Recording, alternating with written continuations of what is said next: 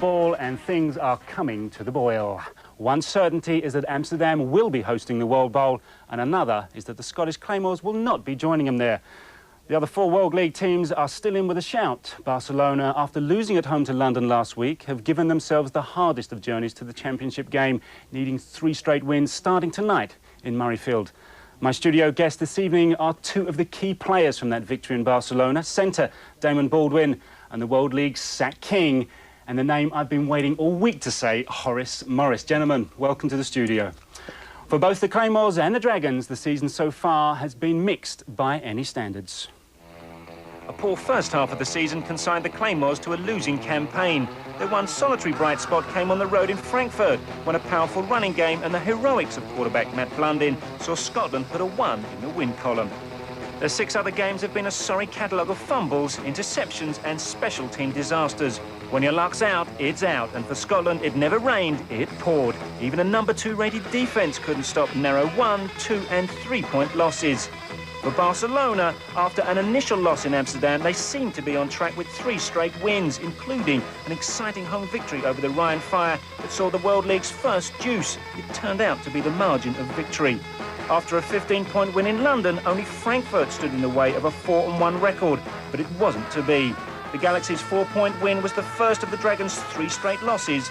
Those 3 games happened to coincide with the departure of play caller Casey Weldon, who returned to the Tampa Bay Buccaneers. Backup quarterback Jay Walker had his best ever professional performance last week against London, but he has yet to end up on a winning Dragons side.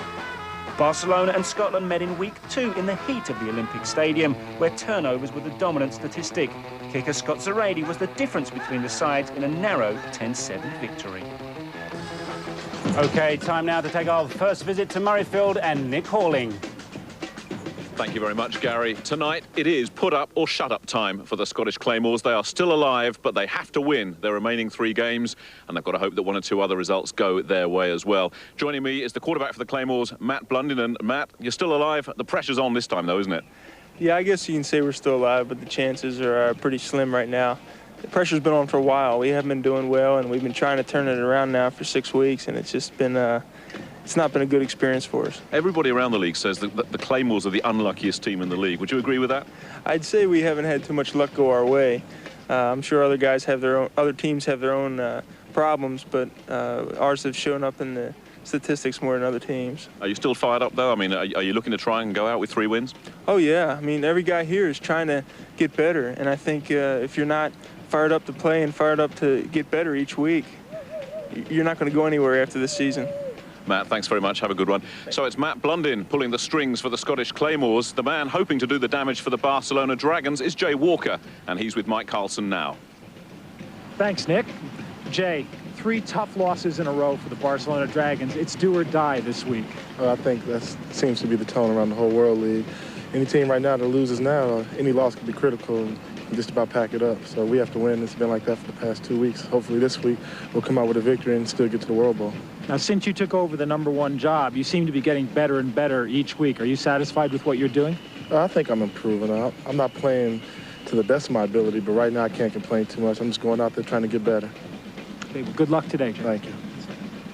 And the New England Patriots will be happy with Jay Walker's performance if he can keep improving. Meanwhile, here in Edinburgh, it's cleared up. We had rain earlier in the day. If the field stays clear, the running games will be important for both teams. Look for them to keep it on the ground and then start passing. Back to you, Gary. OK, weather's looking good up there in Murrayfield, so not long to kick off. Well, the Claymores and the Dragons, everything awaits. Barcelona head coach Jack Bicknell has the distinction of being the World League's winningest coach, a trend he will be hoping to add to this evening. We take an in-depth look at El Caballero after the break. You're watching Sky Sports 2. England in competition at last. It's going to be a great week. Brazil is the greatest team in the world. We are the world champions. Sweden were World Cup semi-finalists. England did not even qualify. Our player string by Gary Lineker. In the Road Cup, England face 3 teams playing in very different styles. It's their big test before the European Championship. So just how good are we? The first match is England versus Japan next Saturday live on Sky Sports. Preparing for that first day at school is something most people understand. I remember my first day at school. Have you got everything? Football boots? Pencil case? Oh, your hair's all sticking. All right. Get off, Mum. Let's go. But money matters are rarely that predictable. Anytime you want advice, pop into Abbey National. It'll be all right. No hard sell, no flashy suits, no strings attached, but bright thinking and sensible solutions very much attached. This is it. We'll help you prepare for anything from the expected to the unexpected. Good morning. I'm Mrs. Maynard. We don't guarantee lifelong happiness. I remember my first day at school. So do I. It was diabolical. Language, George. But we do promise something you won't find anywhere else. And here a feast of lark's tongues and swan's brains. Lark's what sits in swan's brains? You call that a feast? Look, a feast is a Walls ice cream with knobbly bits on the outside and squishy ice cream round a delicious chunky centre. And no lark's tongues. If it's not a Walls feast, just say... No thanks, your imperial bulbosity. It's not that I'm anti my aunties, but when it's 2 against 1... I'll be right back. It's time for a Twix. Since Twix gives you smooth caramel twice, milk chocolate twice, and that biscuit crunch twice, Twix is twice the snack. Twix, twice the snack. Who could save you up to 30% on your home contents insurance? Call free 0800 282820. Guardian Direct. One of the most talked about shows on television. It's happening again, isn't it? Starting tonight at 8. You believe in the existence of extraterrestrials? The answers are there. You just have to know where to look. See where it all began. This is real and it could happen, and that's what makes it scary. There's some really strange things out there that we'll uncover. The X-Files reopen. Starting tonight at 8, Sky 1. Expect the unexpected.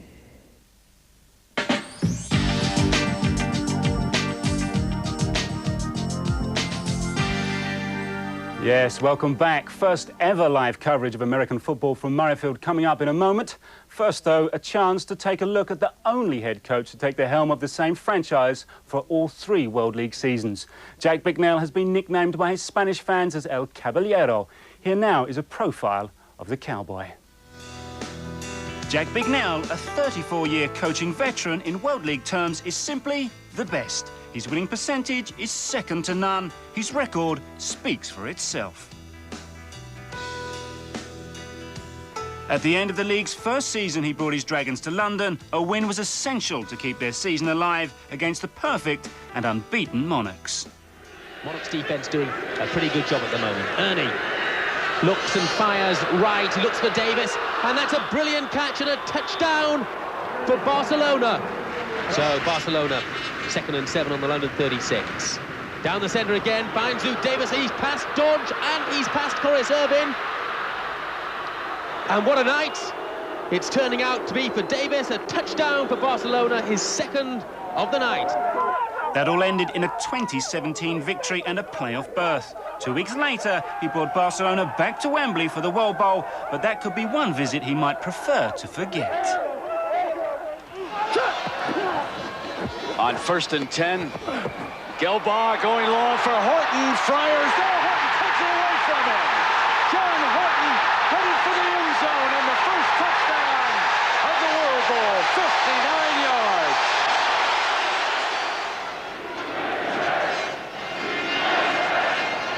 Good blocking by the offensive line. A bad pass, Crossman will walk in for the touchdown.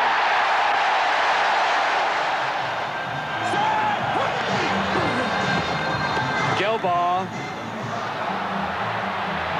Touchdown, Garrett. I enjoyed it. I enjoyed Wembley Stadium. I enjoyed the crowd. I enjoyed playing in the first World Bowl. I didn't enjoy losing, but that's only 1 out of 4. So I enjoyed most part of the day.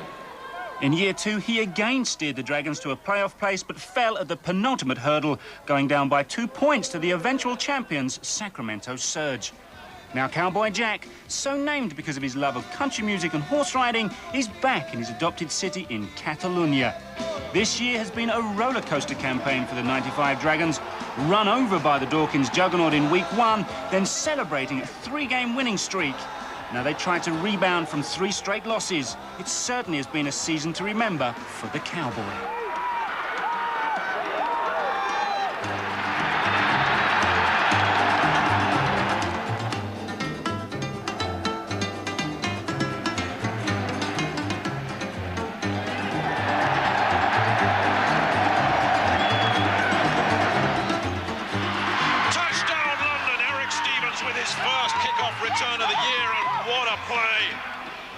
It would be a brave man to bet against this mild-mannered, sweet-talking gringo. What a gutless call! That guy's got an attitude. He's got a chip on his shoulder. That's unbelievable. You guys don't care. They don't give a shit. God damn it. I wasn't yelling. But your attitude is like Christ. I mean, it's nasty. What happened? Why be nasty? Hey, why be nasty? Who could be nasty to a guy that cuddly? Hey, Damon, what's it like to have a guy who has got that much experience behind him and has been around the World League scene and been around the block quite a lot? He's got to have some impact on a team. Yeah, you know, I have a lot of respect for Jack Bicknell. Like, as we saw earlier, you know, he took his first team to the World Bowl, and in 1992, he brought his team to the playoffs and then missed 1 game going on to the second World Bowl. And I know I have some friends that have played for Barcelona over the years, and they really enjoy playing for him.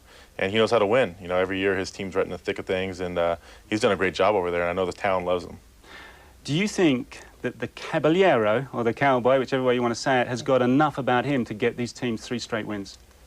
Well, I think so, because he has a whole lot of experience as far as coaching and everything, and I think he can turn them around, because, I mean, they started off winning, and they came here earlier and they defeated us, so I think he can turn them around. You say you know guys who played for him. What's the one thing they say about him most of all? Is he a pussycat or really is he a tiger? No, he's a tough coach in terms of he demands a lot, but yet he treats them, you know, like all the players like men. He's a player's coach. You know, the way he runs his team through the season is very conducive to always being, the players are always ready to go. You know, they don't work too hard during the week. They're always just ready to go come game time. Okay, hopefully they'll be ready to go tonight up in Murrayfield. We'll be hearing more from the guys after this short break. When we return, we'll be crossing back to Murrayfield for the introduction of the Claymores and the Dragons. You're watching Sky Sports 2.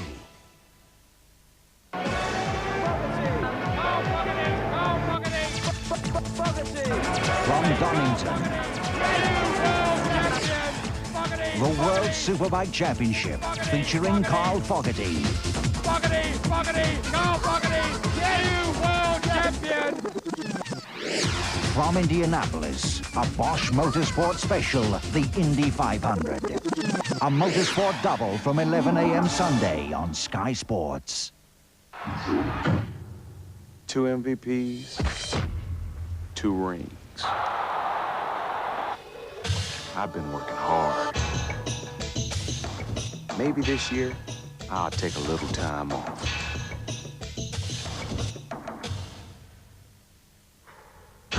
There, that was refreshing. All men are created equal. Some just work harder in the preseason. Minister, last month you made explicit suggestions as to where Europe could put its parliament, and the left demanded you resign.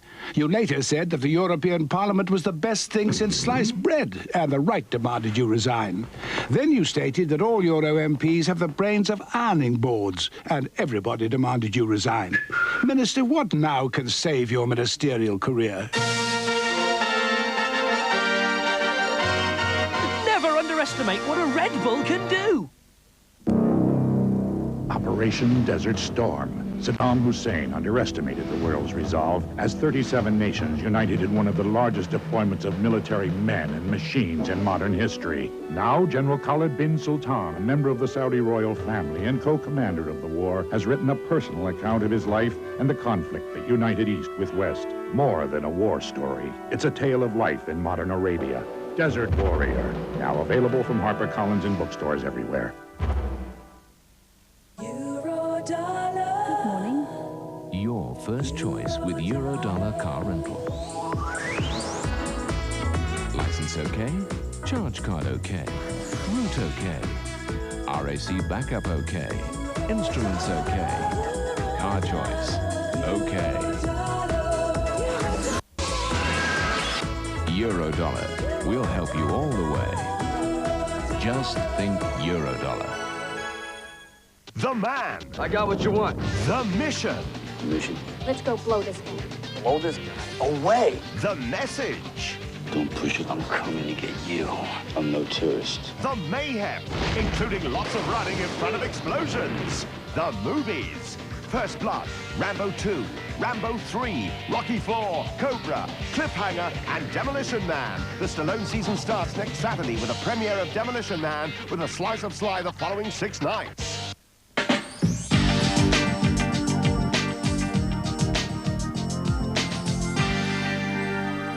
Okay, welcome back. Time now to get back up to Murrayfield, where Nick Halling is waiting for us. Nick, how are things over there up in Bonnie, Scotland? Good evening, Gary. A little bit chilly, but I think as far as the players would be concerned, it's nearly perfect football weather. Very good atmosphere, as ever, up in Murrayfield, and it's one that the Claymores know they've got to win. They're mathematically still alive, but as I'm sure Damon and Horace would immediately confirm, even when you're officially dead, professional pride really comes in. And Mike, I know we talked to the Claymores. They're very, very fired up for this one. Okay, Nick, can I hold you there just a sec? Because I've got Damon Baldwin in the studio with me. And Damon, you got a question for Nick there, haven't you? Yeah, Nick, I just wanted to ask you, I know the Scotland offensive line has been really banged up, and I heard that they brought a new guy in this week. He's about 404 pounds. Just what is he playing this week? Or? He's starting, I believe, at right guard, Damon. He's a guy called Tom Scott. Very nice fella. I managed to upset him yesterday, so you know, you don't upset a 400-pound guy very often. But yeah, I live to tell the tale. But talking to Jim Crine, he was saying he'll play about 2/3 of the game. He's still kind of getting up to speed. Okay, great. And we're still arguing about what his official weight is. He says he's 380, and the team says he's 400, so we're calling him 390. So Horace, okay, Nick, the introductions are all yours. Thank you very much, Gary. So this is the dragon that the Claymores will be hoping to slay tonight, as well as the dragons on the field as well. We ask you now to first welcome of all, the visiting it's team the from Dragons Catalonia, defense Spain, coming the out. Barcelona Dragons. The starting defense at left Chucky end, Johnson number 99, Chucky Johnson. From Auburn.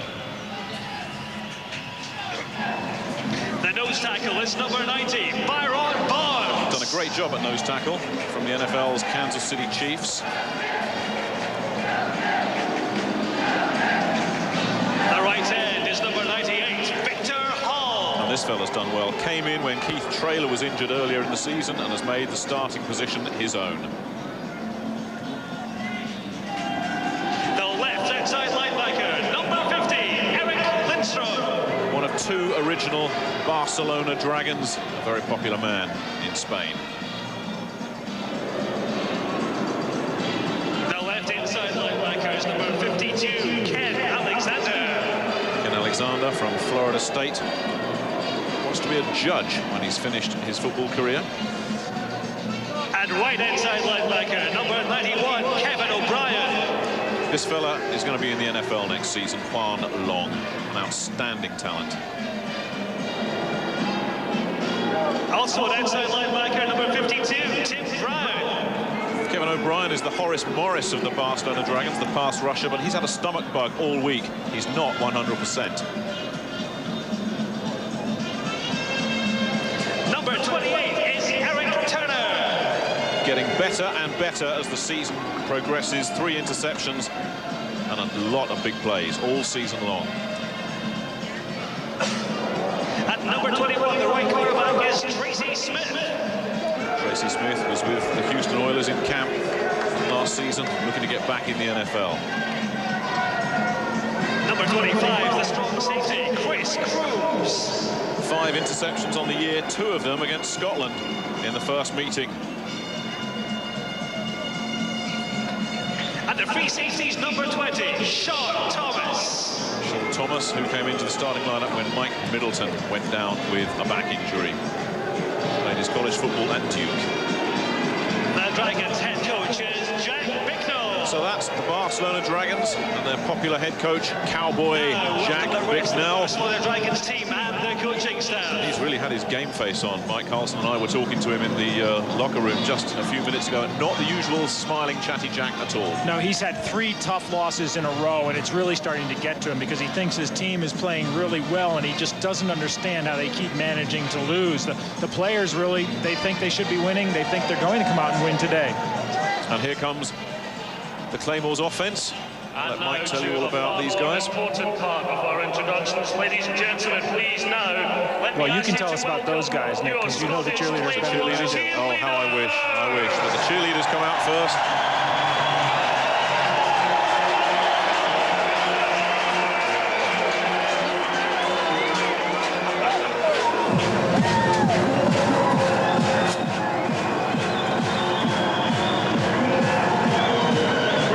As ever. You wouldn't believe this is a 1-6 team.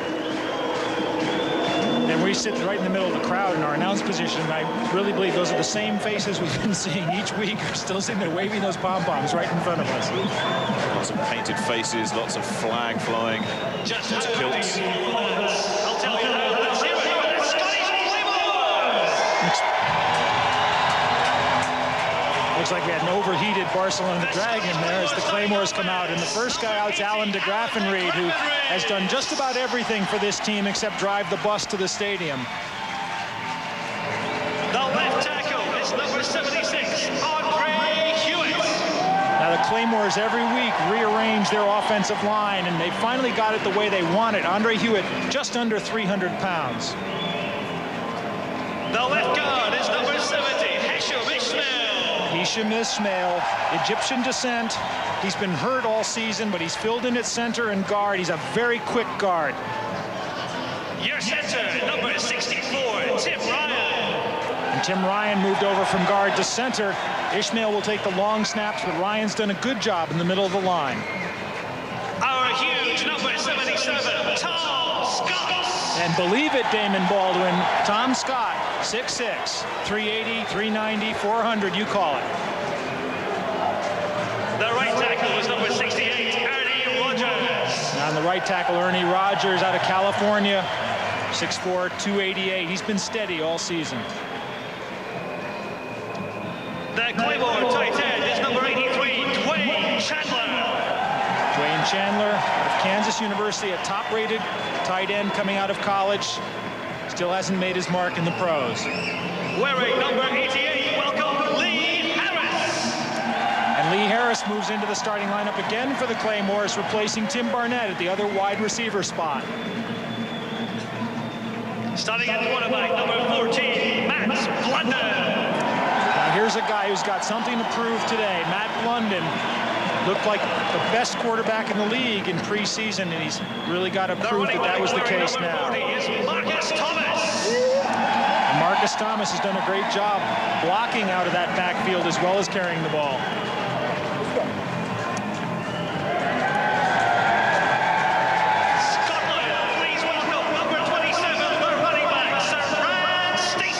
See how quick Saran Stacey moves. He was on the field before he was introduced. He's the guy who's got to lug the ball if Scotland's going to win today. And the head coach, Jim Kreiner. And the coach of the Scottish Claymores is Jim Kreiner, who took over 4 days before the season started. It's been a tough one. So don't make the mistake that the Claymores aren't fired up. They're ready for action. Let's go back to Gary. Okay, we are going to go back to Murrayfield for all of the live action there. But guys, let's take a look at that Claymores offense, Damon. With Stacey so hot, I mean, you've seen him fly out of the traps there. Is Blunden going to stay with him? I think it'd be smart if he does, because I think what they would, if I was Scotland, I would want to try to keep Barcelona's offense off the field. Jay Walker's very hot right now. You know, he's throwing the ball well. And I think if Scotland has a chance to win this game, they need to be able to control the ground game and, you know, to keep him going. They supposedly had the best passing attack at the start of the season. Why hasn't it happened? And are we going to see de Graffenried and Barnett unemployed? Well, I think it just, you know, they've had so many troubles and, you know, a lot of inconsistencies in their offensive line, so protections are broken down at times. So, you know, the quarterback maybe at times doesn't feel like he's getting the time, so he's getting jittery. So maybe the timing of their patterns is off a little bit. You know, all that comes into play there. So, but I think, you know, it sounds like their offensive line is sort of established now. They're going to be where they're going to be, and if they can give Blunden time, I think those two receivers definitely can light things up. Horace, we were talking earlier while we were watching that, and it's interesting because the Claymores have got the worst-rated offence and Barcelona have the worst-rated defence. Yeah. Now, you faced them last week. O'Brien and Hall, how can they get their hands on Blundin? Well, I think their offensive line, I mean, I think they just signed his offensive guard. He weighs 400 pounds, so what? I think they're going to be able to run around him and hit him because he's a tall quarterback and he holds the ball a long time. So it's not hard to sack him. And I think if they work hard and they come after him, they'll be able to get him. All right, Barcelona's D, Damon. You faced them last week as well. Just how good are they? You know, I know right now they're I guess last in terms of rushing against the rush, but they're a big physical group. They got some experienced players on the defense.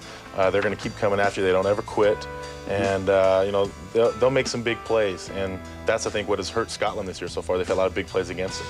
Horace, how much respect have you got for O'Brien and Hall there? They've got nearly got as many sacks as you, but not quite.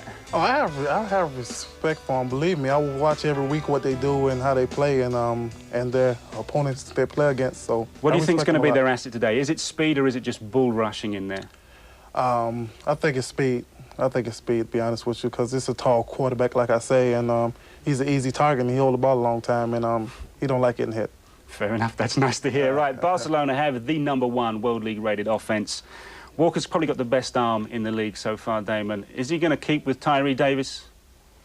Yeah, I think he's going to keep going with what's helping him. You know, he's just came into the thing with Casey Weldon leaving. You know, he's probably going to go with what makes him feel most comfortable.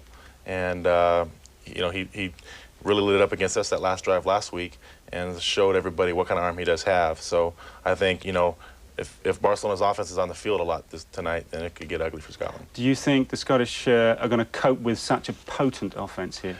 I don't know. They have a strong offense, man. I mean, I got the utmost respect for Jay Walker because he throws the ball quick. He don't hold it long at all, and he can run. He's very fast, and it's going to be hard to stop their offense. Believe me.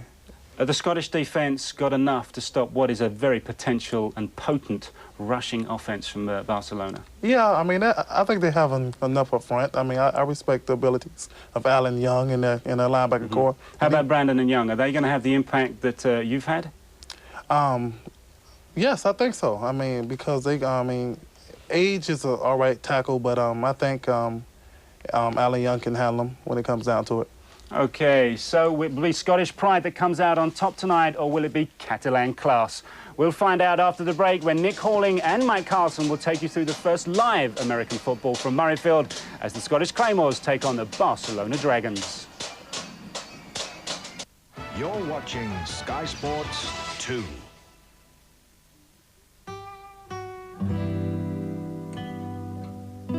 Somebody pinch me. I still don't believe it. Loft extension with turrets, I think. New wheels. Every day, thousands of savers receive a cheque from Legal & General. I knew it was a good idea of mine. This ray of sunshine was brought to you by the big company with the umbrella. Wonder what she'd say to a pool table. Wonder what he'd say to a pool. Chris Eubank has played many parts. Now the fallen world champion is starting all over again. Now, what is his answer? We believe he's going to be better. Why is that person? The best thing that could possibly happen is Chris Eubank losing that title. And a more ruthless person. Eubank faces South American champion Bruno Godoy in a move to put things right before his title rematch. He's hungrier than ever. Big time boxing, tonight at 9, live and exclusive to Sky Sports.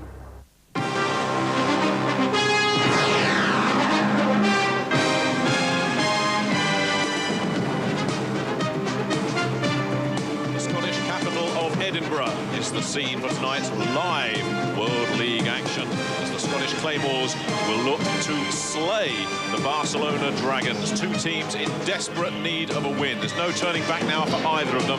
They have to win tonight, otherwise their seasons are over. Both of them 0-2 in the second half of the season. If they go 0-3, they can forget all about the World Bowl.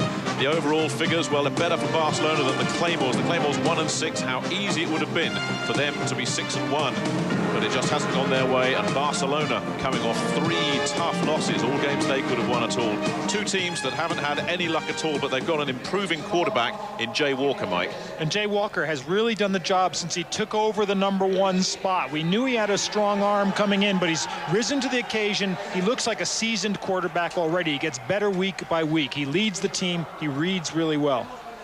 And for the Claymores, the key man is this fella, Saran Stacey. And they've got to move the ball on the ground. Their passing attack has been very erratic all season. They need to gain yardage rushing in order to be able to establish that passing game. Saran Stacey could become the World League rushing leader this evening. Ralph Dawkins is the only player ahead of him, and he's not playing anymore this season. Jack Bicknell, the best record, or the most successful coach in World League history, but then again, the only guy that's been here for 3 seasons as well. And that's about the first time we've seen Jack smile in the last 3 weeks. It's not been a good few weeks for Jack Bicknell, and it's been a miserable few weeks for Jim Kreiner, who just can't buy a break at the moment. No, he's seen the Scottish Claymores come very close so many times and then throw games away. And we've said it before, but how different their season might have been if that last-second field goal in the first game had been good and they had won their opening game against Rhine. Well, Scott Serrady will get things underway. This fella drafted by London, cut in favour of Don Silvestri. Nothing wrong with Don Silvestri's kicking, but nothing wrong with this fella's kicking either. He has had an outstanding season.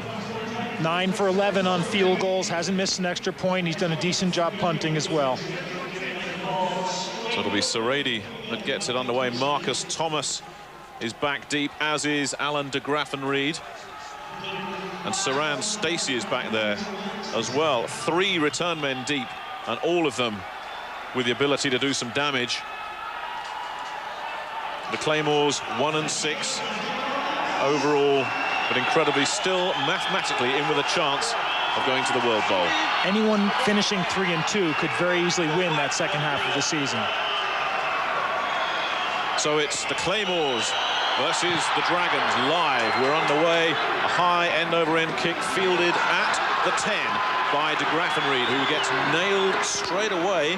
Special teams tackle coming in from Todd Farrell and Tommy Thigpen, number 51. So what a day for Matt Blundin. And you notice Barcelona's kickoff coverage a lot more keeping to the lanes than they did last week. Matt Blundin from the Kansas City Chiefs knows that the general manager of the Chiefs, Jack Peterson, is in the crowd tonight. He's got to impress his boss. And we keep waiting for Matt Blundin to have the big game. He's got the arm for it. He's got the physical talent. First down for the Claymores. They go on the ground, which they've done so often this season. And Saran Stacey gets some great blocks. Chucky Johnson, number 99, eventually bringing him down. But a gain of 7 or 8 there for Saran Stacey, who's had an outstanding season with some help from Marcus Thomas, who's done a lot of blocking for him. De Graffenried and Lee Harris getting the start ahead of Tim Barnett. Dwayne Chandler, the underrated tight end. And you can run against Barcelona's 3-4 defense. Second down and 3. Blundin drops the pass. Pressure comes from O'Brien. Blundin gets it away, looking for de Graffenried, but nothing doing there. And the pressure was from O'Brien. And you heard Horace Morris say Blundin's a big guy, takes a lot of time to get the ball away, and Kevin O'Brien was taking advantage of that. The Claymores' offensive line has been their Achilles heel this season. It's never been the same starting 5 for any 2 games, and the same thing has happened again. Tom Scott comes into the lineup. Hisham Ismail switches over to the left guard position.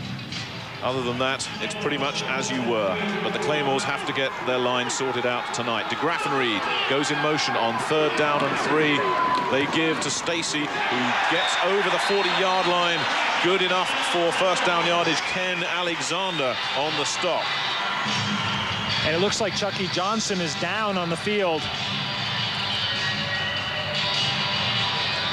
A shaken-up Dragon on this opening series.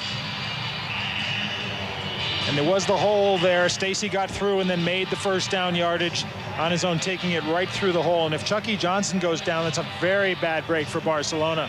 Not much depth on that defensive line. Chucky Johnson, one of the starters all season, plays in a 3-man line. And really, if he goes down, they've got Keith Traylor and they've got Vladimir Illich, the German. And Traylor was an NFL allocation from the Chiefs, but he hasn't been healthy. He's really now, only for the first time all season, at full speed. So we may be seeing a lot of him today if Chucky Johnson's actually hurt. Barcelona's got the 3-4 defense, and the way they play, they give up a lot of yardage, but they were a big play defensive team, at least until Mike Middleton left with the injury. Now they haven't been getting the interceptions. O'Brien hasn't been getting the sacks. Without the big play, it's tough because you can gain a lot of yards on their defense. It's a solid defense.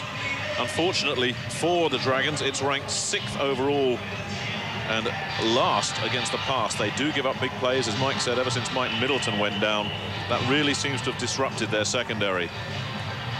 Well, we'll take a timeout as Chucky Johnson gets some help. We'll be back just after this.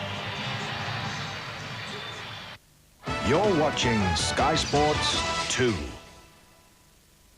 A preview of the Lady Protector movie premiere season. In the year 2032, amidst a world of peace, two mortal enemies from another time Simon Phoenix is an old-fashioned criminal. We need an old-fashioned cop. are unleashed on a future that isn't big enough for the both of them. I just do my job and things Get demolished. Send a maniac to catch me. Stallone. Yeah. Snipes. Between you and me. Demolition Man, the British TV premiere, coming soon on the Movie Channel.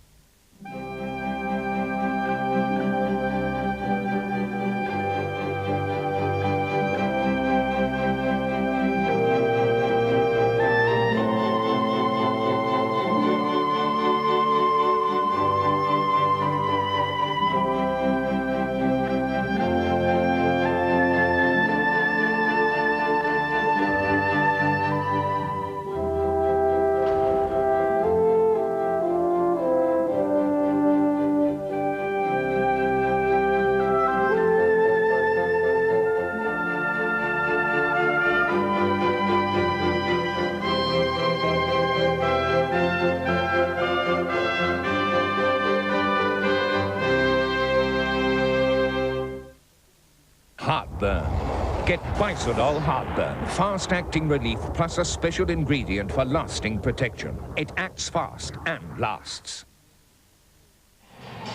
Scoreless here at Murrayfield early in the first quarter. The injury is why there's a delay of the game at the moment. Chucky Johnson on the sideline getting some attention, and it doesn't look very good for Chucky. Now, when Keith Traylor has come in for him, and it looks like they may be putting Traylor at nose tackle and moving Byron Bonds to the left end spot. DeGraffenried goes in motion, covered by Chris Crooms.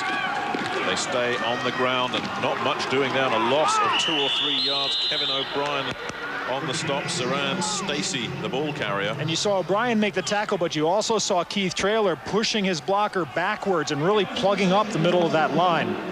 Well, Chucky Johnson absent now. He started, but Keith Traylor has come in, and that's shaken up that defensive line. Normally Bonds would play at nose tackle, with Victor Hall looking to do some damage from his defensive end position, but it'll be interesting to see how that line settles down in the absence of Johnson. 2nd down and 11. Marcus Thomas in motion in the backfield. Deep drop and a little dump off, and a lot of running room there. Eventually brought down close to first down yardage. Ken Alexander in on the stop. And we've seen Scotland go to the screen pass a lot before, and they do it this time, and they do it really well. O'Brien and Lindstrom, the outside linebackers in the 3-4 set.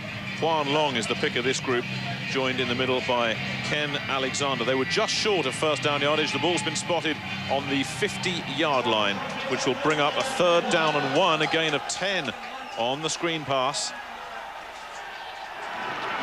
They stay on the ground, and Stacey bounces off one tackler, turns the corner, and may just have got the first down that he needed. Eric Turner, number 28, stayed with him, and it depends where they spot the ball, but there was some space for Saran Stacey, but Turner closed him down very quickly. Ken Alexander was stunting in and came in and gave Stacey a good knock, but Saran kept his feet and kept. I think you'll see Alexander come right through the middle of the line, right there, bumps Stacey.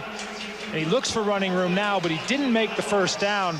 Turner did a nice job of coming up quickly before he could get to the corner. So great job from Eric Turner means that the Claymores come up empty. So Sean Conley fields a high snap, and it's blocked. And Keith Traylor, who just came in the game, is the guy who blocked it. and goes out of bounds at around the 44-yard line. So, another bad break for the Scottish Claymores. They've had bad breaks all season long. There's another one, and Chris Crooms got a piece of that, and a blocked punt to start things off for the Scottish Claymores. Conley takes a long time to get that one off, and it's Chris Crooms coming through the middle who gets the block, not Keith Traylor. And now Eric Lindstrom tries to pick it up to run with it and misses it, which could have been dangerous, but Barcelona takes over in great field position. So first down, Dragons in Claymores territory. Watch for Jack Bicknell to go deep. 3 wide receivers, Lindsay Chapman in the backfield. Jay Walker swings wide looking for Mario Henry. There was thoughts of an interception there, but it's incomplete. More than thoughts. That one was almost gone. This fella improving with every game. The man allocated from the New England Patriots started off very slowly the first 3 weeks, but is really coming into his own, and most importantly for Jack Bicknell's team, is showing great leadership and maturity. Second down. And they switch Joey Mickey and Demetrius Davis, the tight end and the H-back, trying to load up the left side. They give to Lindsay Chapman on the draw play, who picks up around 7 or 8 yards before he's tackled. And one thing the Dragons like to do is to simply get the numbers at the offensive line in their favor. That's what they did that time. Lindsay Chapman gets the start in the backfield ahead of Ricky Blake. Demetrius Davis, we all know about him. The H-back, Tyree Davis and Mario Henry, both NFL players out wide, and Joey Mickey, the big blocking tight end, who's so important to this Dragons running game. And with both Mickey and Davis, they've got the outside linebackers from the Claymores worrying about them. Third down and 3 for the Dragons. Walker drops back to pass, has got a lot of time, just puts it over the middle, and it's picked up by Tyree Davis, but he fumbles, does he? The Claymores think that George Coghill is forced to fumble, but the officials say that Davis was down. And Walker had a lot of time to throw there because Davis came all the way over from the left, all the way across the field, and Walker just waited until he finally came open. And it's going to be close to first down yardage. They may call for the chains, and indeed the chains are coming out, but from where that ball's been spotted, it looks good for the Dragons. But a tremendous hit from Coghill on Tyree Davis. And both these teams, they've been plagued by turnovers, fumbles, interceptions, broken plays all season. We've had one already, and we nearly had another one there. And you see that looks like they're just short by a nose on the first down.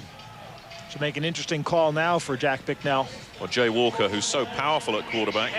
But remember, all they had to do was quarterback sneak for a first down on a second and very short one against Amsterdam, and they could have killed the rest of the game out, and they fumbled the snap. So it's never a sure play. Well, the offensive unit stays in. The Dragons are going for it on fourth down. And the Claymores stack the line. They know what's coming now. The heavy mob in for Barcelona. Walker gets it, bounces off one tackle, and picks up comfortable first down yardage. George Coghill came up and made the stop, but it was too late for the Claymores. And the Claymores did a good job of stopping the initial sneak, but Walker's so big and strong that he just stepped back and then took another route through. And it helps when you're working behind a very settled offensive line. These guys have been there through training camp and right through the season, and they've got a ton of NFL experience between them. All of them have played in the Major League. And first down for the Barcelona Dragons. Demetrius Davis is in as the H-back. They give to Lindsay Chapman, who falls over, still manages to get up, but will lose yardage. And no, he does well. That's a superb run. Brian Jones eventually coming across, but it looked like Lindsay Davis was down about 3 times there. And Chapman had running room, and I think he was so excited about it that he just skidded on the turf and then got himself up and gained yardage anyway. The Claymores have an outstanding defensive group. Number 1 against the run. Young and Brandon, the pass rushers. Jeffcoat and Ridgely, the run stoppers in the middle. Second down and around 8. Walker drops, goes over the middle, complete to Demetrius Davis, who picks up first down yardage and more. Darrell Lewis coming in and making the stop, but the Dragons are on the move. 15 yards on the play. They got into the secondary there. They bypassed the linebacking crew of the Claymores, which is very solid. Brian Jones is a candidate for All-World League honours. Ricky Andrews and Mark Sander, the outside guys. Sander, a real presence, the former Miami Dolphin. Brings a lot of depth and maturity. First down inside the red zone. They're at the 15-yard line, the Dragons. They give to Lindsey Chapman, who turns the corner and picks up around 7 yards before he's tackled. Darrell Lewis in on the stop. So Demetrius Davis coming up with a first down on the previous play, has now caught a pass in 21 consecutive games. And a nice block by Mo Elowanibi, leading Chapman to the hole there and opening it up for him. A gain of 7 for Lindsey Chapman. Once again, they switch their two tight ends. Mickey and Davis switch from right to left. Second down and 3. They give to Ricky Blake, who meets a wall of Claymores led by Mark Sander and Troy Ridgely. James Spencer in there as well.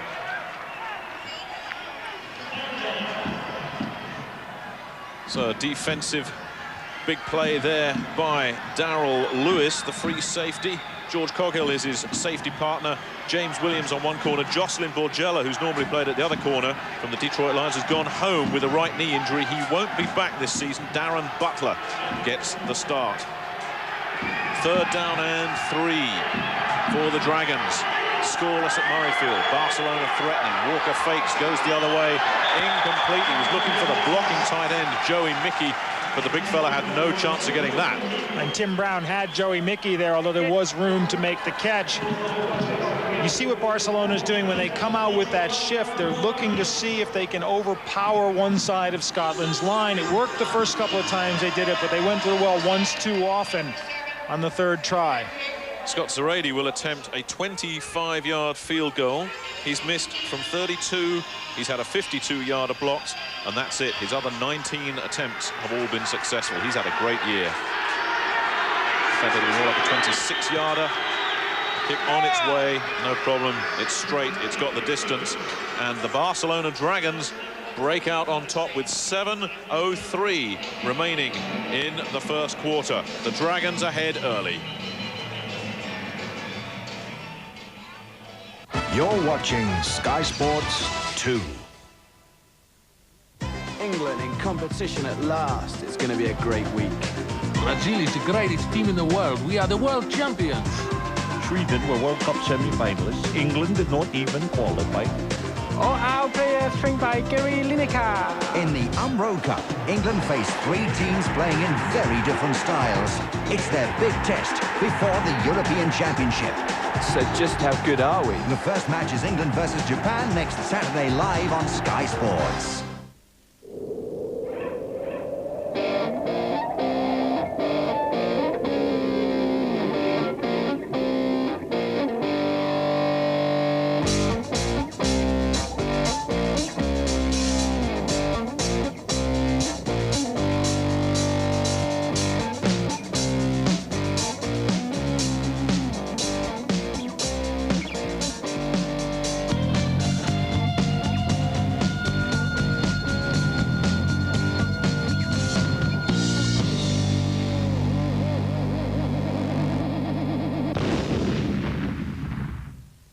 The new Mars ice cream is their best ever. Oh, yeah. Experts in ice cream agree. Yes. Oh, yeah. You're amazing, and from £10 a month, Bupa has a choice of schemes to help you stay that way. Call free now on 0800 600 500.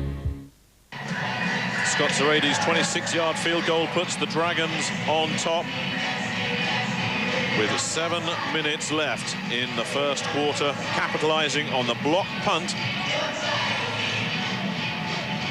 Chucky Johnson will not be taking any more action in the game. We'll give you an update on him in just a minute. De Graffenried Fields at around his 5 is hit and then nailed. Chris Crooms is in on the stop.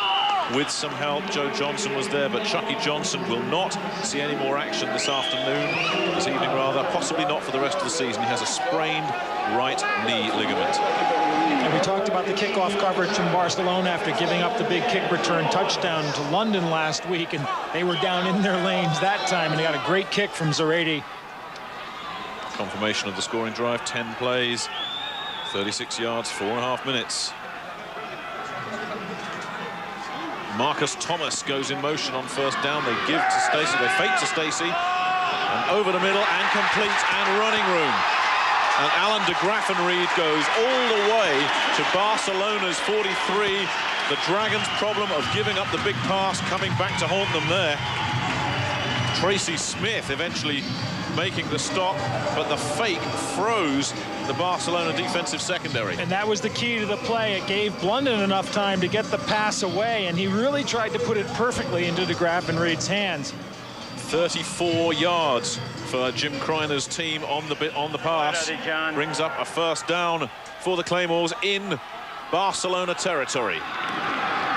The pitch back doesn't fool anybody. Chris Crooms got great penetration along with Kevin O'Brien, and that's a big loss. Saran Stacey had no chance. A great read by Chris Crooms, and O'Brien was coming, so he was there as well, and that's bad now because the Claymores are going to have to put the ball up in the air on second down. Chris Crooms, who hurt Scotland the first time these two met in week 2. He started at free safety when Middleton was playing strong, but he actually prefers playing the strong. A loss of 6. Brings up second down and long. They fake once again. Pressure comes. Blunden goes, gets a man. Complete. First down yardage. Once again, Tommy Thigpen on the stop. Lee Harris with the reception. And you can see now Blunden again, the fake draw buys him the time he needs. They're doing these play actions because they respect that pass rush that Barcelona has. And Blunden's starting to throw with a little bit of authority there. He's got the arm to deliver those kind of passes on the money. Lee Harris running the first down pattern just over the first down marker. Lee Harris, who's moved into the starting lineup ahead of Tim Barnett, who's gone very quiet. Movement on the line. Stacey gets the call. Victor Hall comes up with the stop with some help from Juan Long. Not much doing there for Stacey. Let's go. And the Dragons are using the penetration from the end and the outside linebacker to try to force things, get into the backfield and make things happen. What it means, though, is that they've got less players back on the pass coverage. This team loves to run the ball, averaging 110 yards on the ground. Blunden with a lot of time, spins one way, still got time, eventually goes over the middle, gets his outlet receiver. Keith Traylor on the stop. Saran Stacey got himself open. Good-looking stuff from Matt Blunden because he keeps his head here. They see him going back, and he looks for his first receiver and doesn't have it, so he spins away from trouble, takes another look, and then sees the open man Stacey and delivers it. Good, calm quarterbacking from Matt Blunden. Good job by Saran Stacey, too. Exactly. Saran Stacey, so important to this Claymores offensive scheme. They load the left side, but Stacey goes right, breaks one tackle, and is pushed out of bounds. A flag comes in from the backfield. Sean Thomas eventually pushed him out of bounds, but a flag came in from the defensive backfield. And Eric Turner, the cornerback, had come up really quickly to force Stacey in, but they missed the first tackle on the corner, and he got around.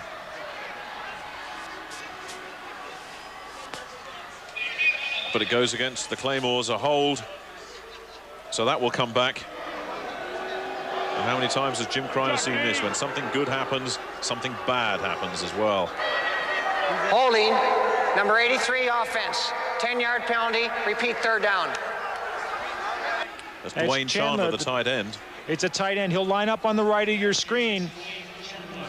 It's the top man on the line on the right. He's got the outside linebacker there, and he's just got a hold of it. You see Taylor comes up, and Marcus Thomas handles him. But there's Chandler wrestling the outside linebacker O'Brien down as O'Brien almost made the tackle. So it's third down and long for the Claymores. Blunden gets good protection, but runs into Kevin O'Brien. Victor Hall came in as well, and Blundin was nailed, and O'Brien is still looking for the ball, and the referees really should get in there and stop this. Totally unnecessary, that. And the thing is, what you need is a couple of really loud whistles at that point, which we didn't have.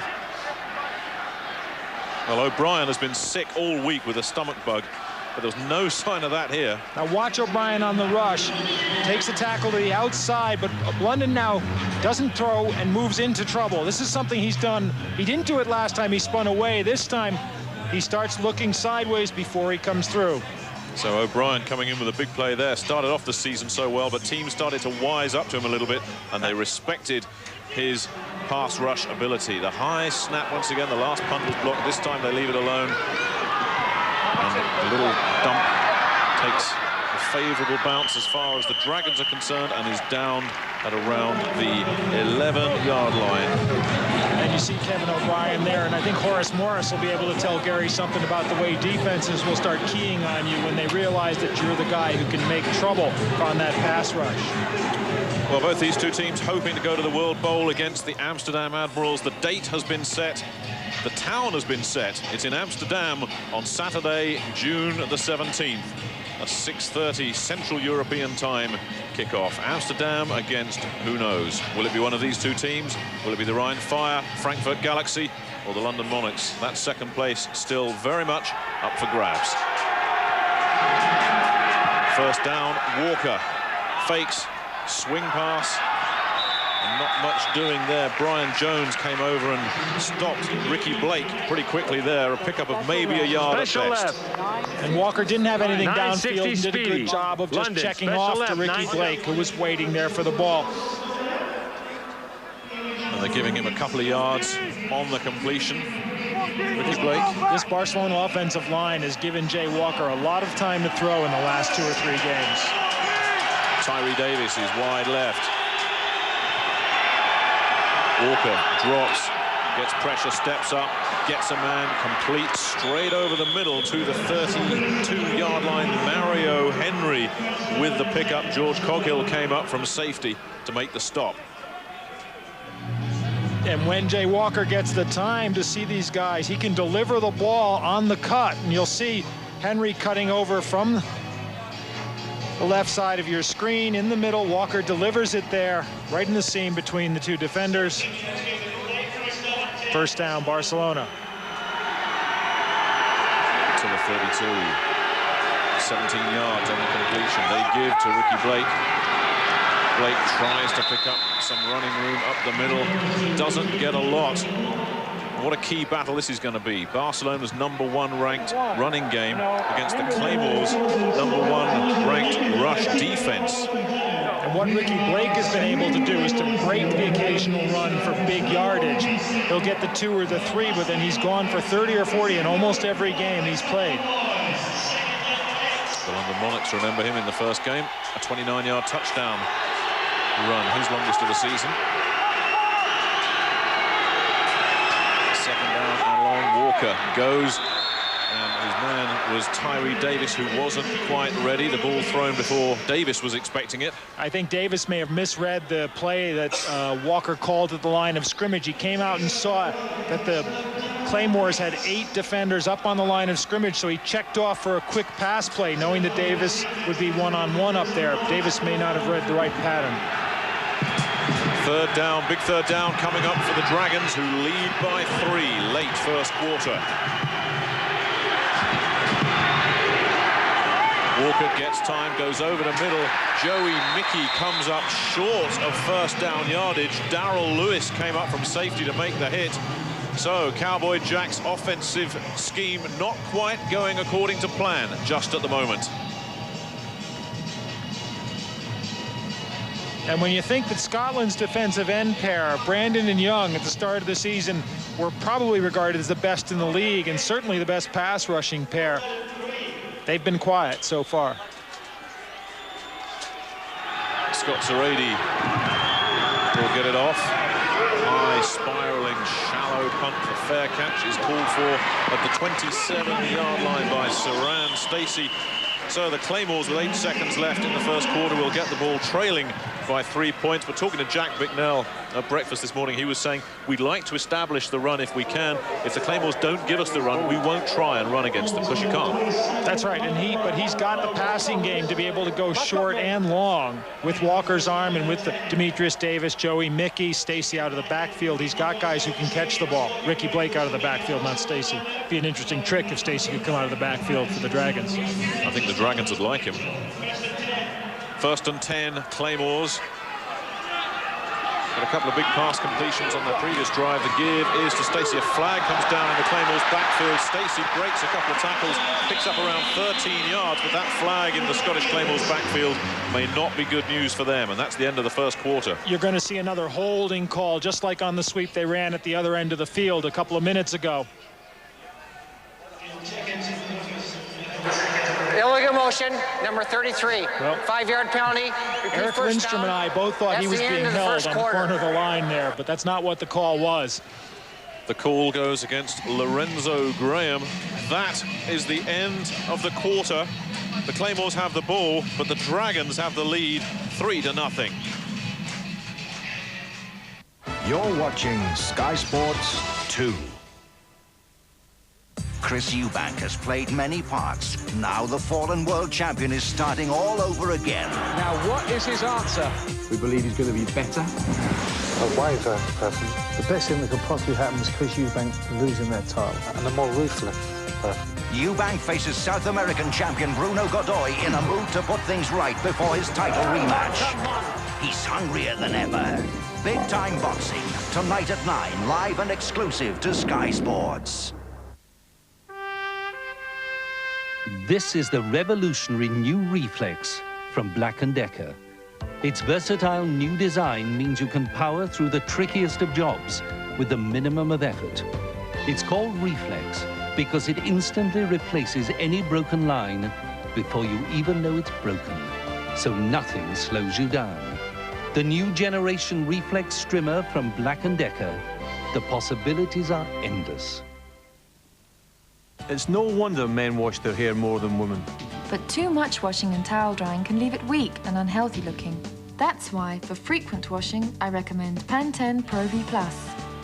Its pro-vitamin B5 nourishes the roots and penetrates to the very tip, strengthening your hair and leaving it healthy looking. Every time you wash.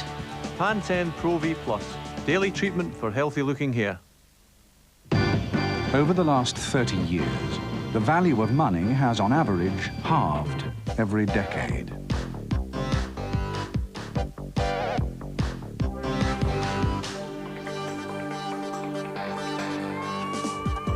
An investment with Prudential, on the other hand, would have beaten inflation twice over. It pays to be prudential. Talk to Prudence. So encouraging signs for the Claymores offensively. They've completed a couple of big passes, but still misfiring too often, and a couple of costly penalties. 1st down and long. Blundin almost picked off. That was close. Tracy Smith smelt his 3rd interception of the year. Blundin almost threw his 11th. And 2 things on this, Nick. Watch the way Blundin watches his receiver all the way. He's looking, and then watch the way he tries to put the ball in perfectly, which means it hangs up in the air. That's an interception ball and almost caught it as a result of that. But Tracy Smith was nearly gone. Well, interceptions really not much of a feature of Barcelona's secondary last couple of games. That's all down to Mike Middleton's absence. Blundin goes over the top looking for Alan de Graffenried. That, not a catchable ball. Sean Thomas was there on coverage. That'll bring up 3rd on a bunch for the Claymores. And Middleton's absence did a couple of things. One is he did a great job at strong safety and was overplaying tight ends, which gave them a lot of freedom there. Chris Crooms did a tremendous job at the free safety spot.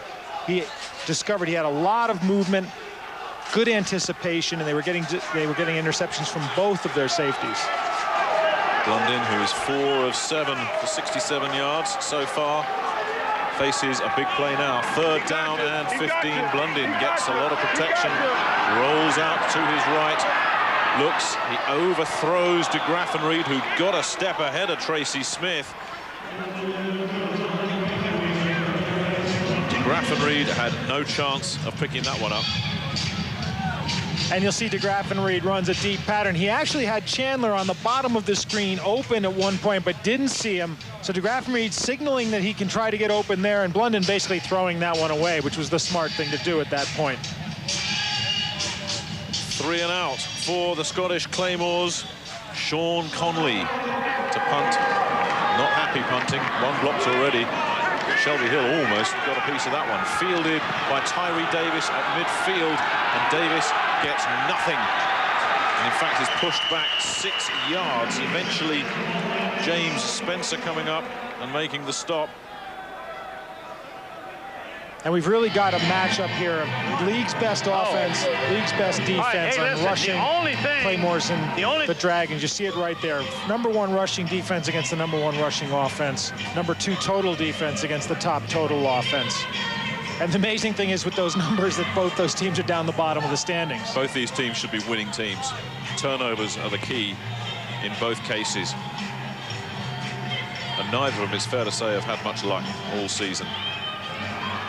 First down for Barcelona, leading by 3. They have pretty good field position after that punt from Conley over the top, and that another potential interception there. These two quarterbacks a little bit shaky at the moment. Darren Butler, number 21, almost got a piece of that. And give Alan Young some credit on that one, because it was his pressure that forced Jay Walker to rush the pass. You'll see Young coming in on the bottom of your screen, 94. And Walker gets it away, but gets it high and nearly picked off. 2nd down and 10 for the Barcelona Dragons. Walker 5 of 9 so far. Both quarterbacks hot and cold. Movement, all sorts of action on the line. Flags everywhere, 4 of them down on the field. And it's that old decision. Did they move or were they drawn? Enough flags for an Armistice Day parade there. Encroachment. Number 95, Tyree defense, Davis was about 5 5-yard yards penalty. downfield. Repeat 2nd down. But it goes against the Scottish Claymores. Now watch the right side. Right there, there's the offside. He makes the contact, and then everybody starts moving as a result of that.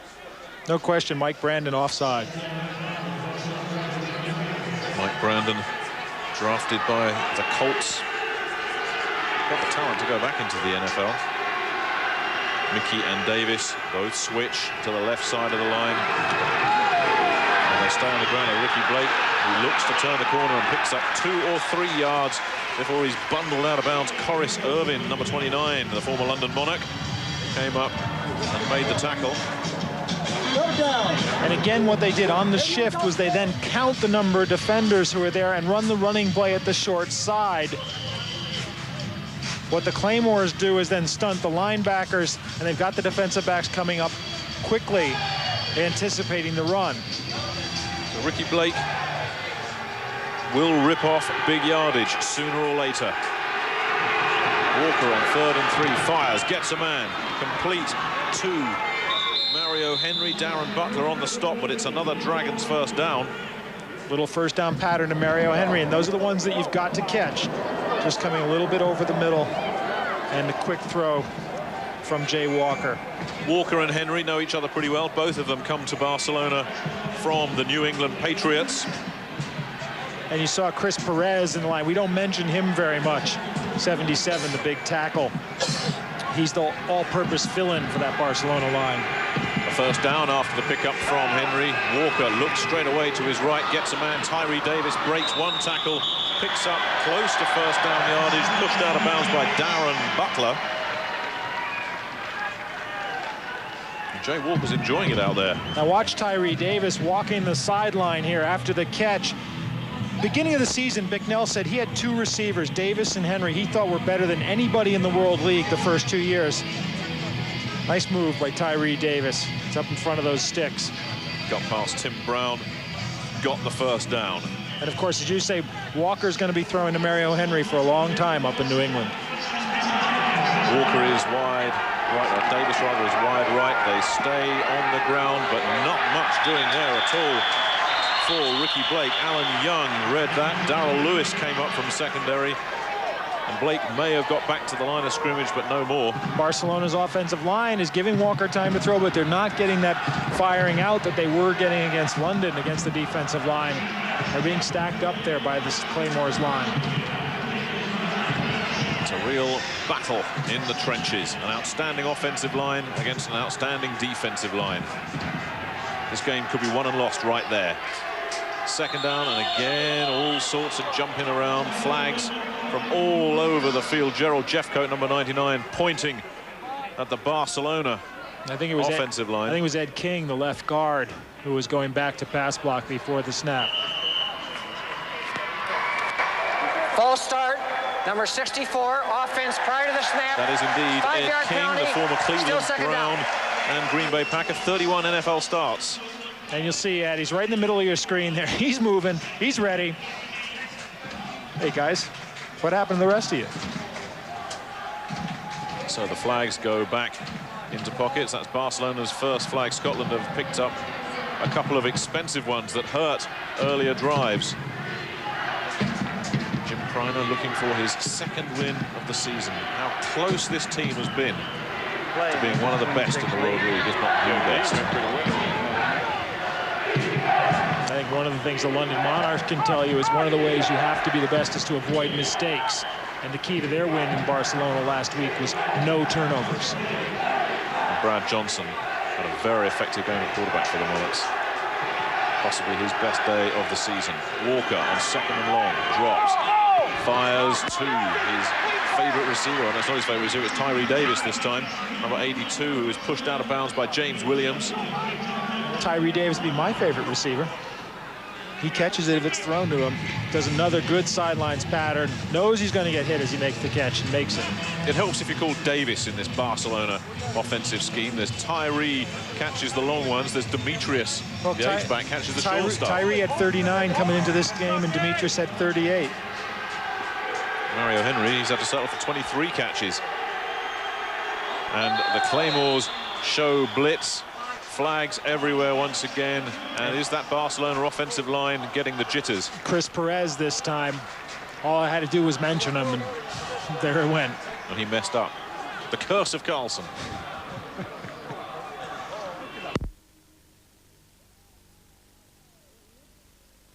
Pointing. Let's see if the officials are buying that story. We have a neutral zone infraction on the defense. 5-yard penalty. Repeat third down. The kidology didn't work. The officials not buying all the showboating from the Claymores, so it goes against Scotland. And sometimes you can just do too much trying to draw that offense offside, and that's what the call is. There are the two Davises, unrelated, both of them very effective. Tyree, the long stuff, he leads the World League in touchdowns. Demetrius still looking for his first touchdown of the year. Had one against London last week and dropped it in the end zone. And fumbled on that last, next to the last drive for Barcelona. It wasn't Demetrius' best game against London because he's a Monarch killer. First down, the give is to Ricky Blake on the draw play, who may have picked up only a yard. The Scottish Claymores holding firm on the ground. Brian Jones, the middle linebacker, got some help, number 53. And the game going to form. The best rushing defense is stopping the best rushing attack in the league right now. Although Jack Bicknell said that he won't run on this team if he doesn't think they can do it. I wonder if they're softening him up, softening the Claymores up for a deep pass. This is certainly well into Jay Walker's range at the 20-yard line. He can drop it through the end zone from there. Complete, first down, Mario Henry.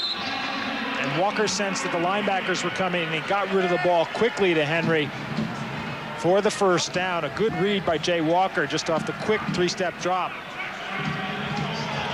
And this has been an impressive drive. They're deep into the red zone, which is the opponent's 20-yard line. And when they get there, they score 30% of the time, as you can see. I'd like that to be a little bit more effective. It's first and goal from the 8-yard line. And this has been a good drive from the Dragons, but they'll be looking to punch it in here. They fake the handoff. Blake with trouble. Mike Brandon's after him. and it's tipped away, broken up in the end zone. Brandon put some pressure on Jay Walker, who couldn't throw the way he wanted to. That was always going to be a tough one to complete because you're trying to hit the man at the back of the end zone with a lot of white jerseys between you and him. But the play action doesn't do what they wanted because Brandon's there, and as we've seen with London, sometimes you've got these quick defensive ends. It doesn't give the quarterback lots of time. So he puts it into the back of the end zone, but that's going to, as I said, it's going to be a tough one to complete because look at that, 4 defensive backs gathering underneath it. But it's still 2nd and goal. Barcelona ahead by 3, looking for more. Walker gives to Blake on the draw play, who bounces out towards the 5-yard line. George Coghill came up from strong safety. That'll bring up 3rd and goal from around the 6-yard line, and Blake comes up limping, and this could be trouble for Barcelona, who only have 2 running backs on their roster. That's right. Lindsey Chapman's the next guy down, and after him there's nobody. They probably have to go to one of their defensive backs, Todd Farrell, and bring him in as a running back. Oh, concern here for Jack Bicknell. Ricky Blake. Now we got some real problems. Such a load. Still Lindsey's limping out. around, still in the huddle. Getting some attention. And he's going to be brought out of the game, and he's limping very heavily, Ricky Blake. Jack Bicknell. Offensive coordinator Dick Curl there. This is not what they want to see. Ricky Blake had a lot of room to run on that draw play, too. Nicely executed. Ricky Blake started off in the World League 4 years ago in San Antonio. This is what he's done this season for Barcelona, and when he doesn't do it, Lindsey Chapman does. But if that injury is serious, Chapman's going to have to do it all on his own. And Chapman, a very different kind of runner from Ricky Blake, as their sizes would lead you to think. Ricky Blake about 6'2" and about 240, and Chapman 5'9" and 208. Chapman's low to the ground. He's got good, quick acceleration. He squirms through the holes. Ricky Blake owns a string of racehorses back home in Tennessee, 24 of them. The fellow who started his career in the San Antonio Riders of the World League 4 years ago, and then went on to play for the Dallas Cowboys for a couple of seasons till injury forced him out. Now the question is, he only needed 22 yards to set a club season rushing record coming into the game. Has he gotten the 22 yet? That's possibly not uppermost in his mind just at the moment. 3rd and goal from the 5. I take it that's a no. Walker drops, flushed out of the pocket, rolls to his right, pressure comes, Walker unloads, and it's broken up in the end zone once again. Brian Jones had the pressure, and it was batted away by Darren Butler, number 21, and some pushing and shoving there involving George Coghill and Tyree Davis, but Walker once again getting the pressure. And you see, Walker doesn't have anybody to throw to, and then the pressure comes on. They even had Joey Mickey back pass blocking for him. So he tries to get it to Davis. It's tipped away by Darren Butler, and then Davis and George Coghill have a small discussion on the relative strengths of pass attack against pass defense. It'll be another chip shot for Zeradi. That one close to the right hand upright, but through safely. So the Dragons fail once again to get in to the end zone. They settle for yet another Scott Zeradi field goal, and they lead the Claymores 6-0. You're watching Sky Sports 2.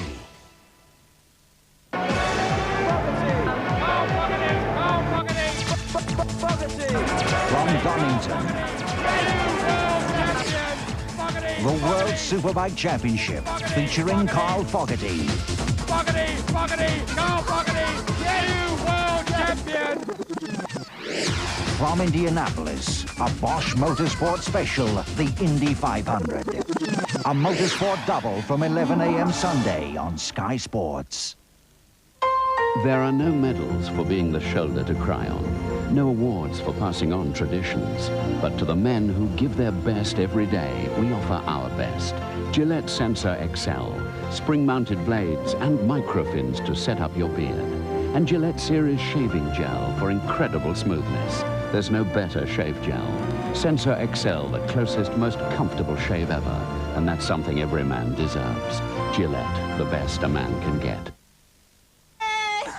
Oh no, you're joking. Fantastyczne. Oh! Have I? Oh. Lovely. I've been wrong so many times in my life, it's unbelievable. I don't believe it. Pepsi. You're spastic. Let's make your mind up time. Oh, gosh. Barcelona leading the Claymores 6-0, and Scott Zarady has put all those points on the board and has set a new World League record for a single season. 21 field goals made out of 23, and he's only actually missed one. A 52-yarder was blocked. This fella has done an outstanding job for the Barcelona Dragons.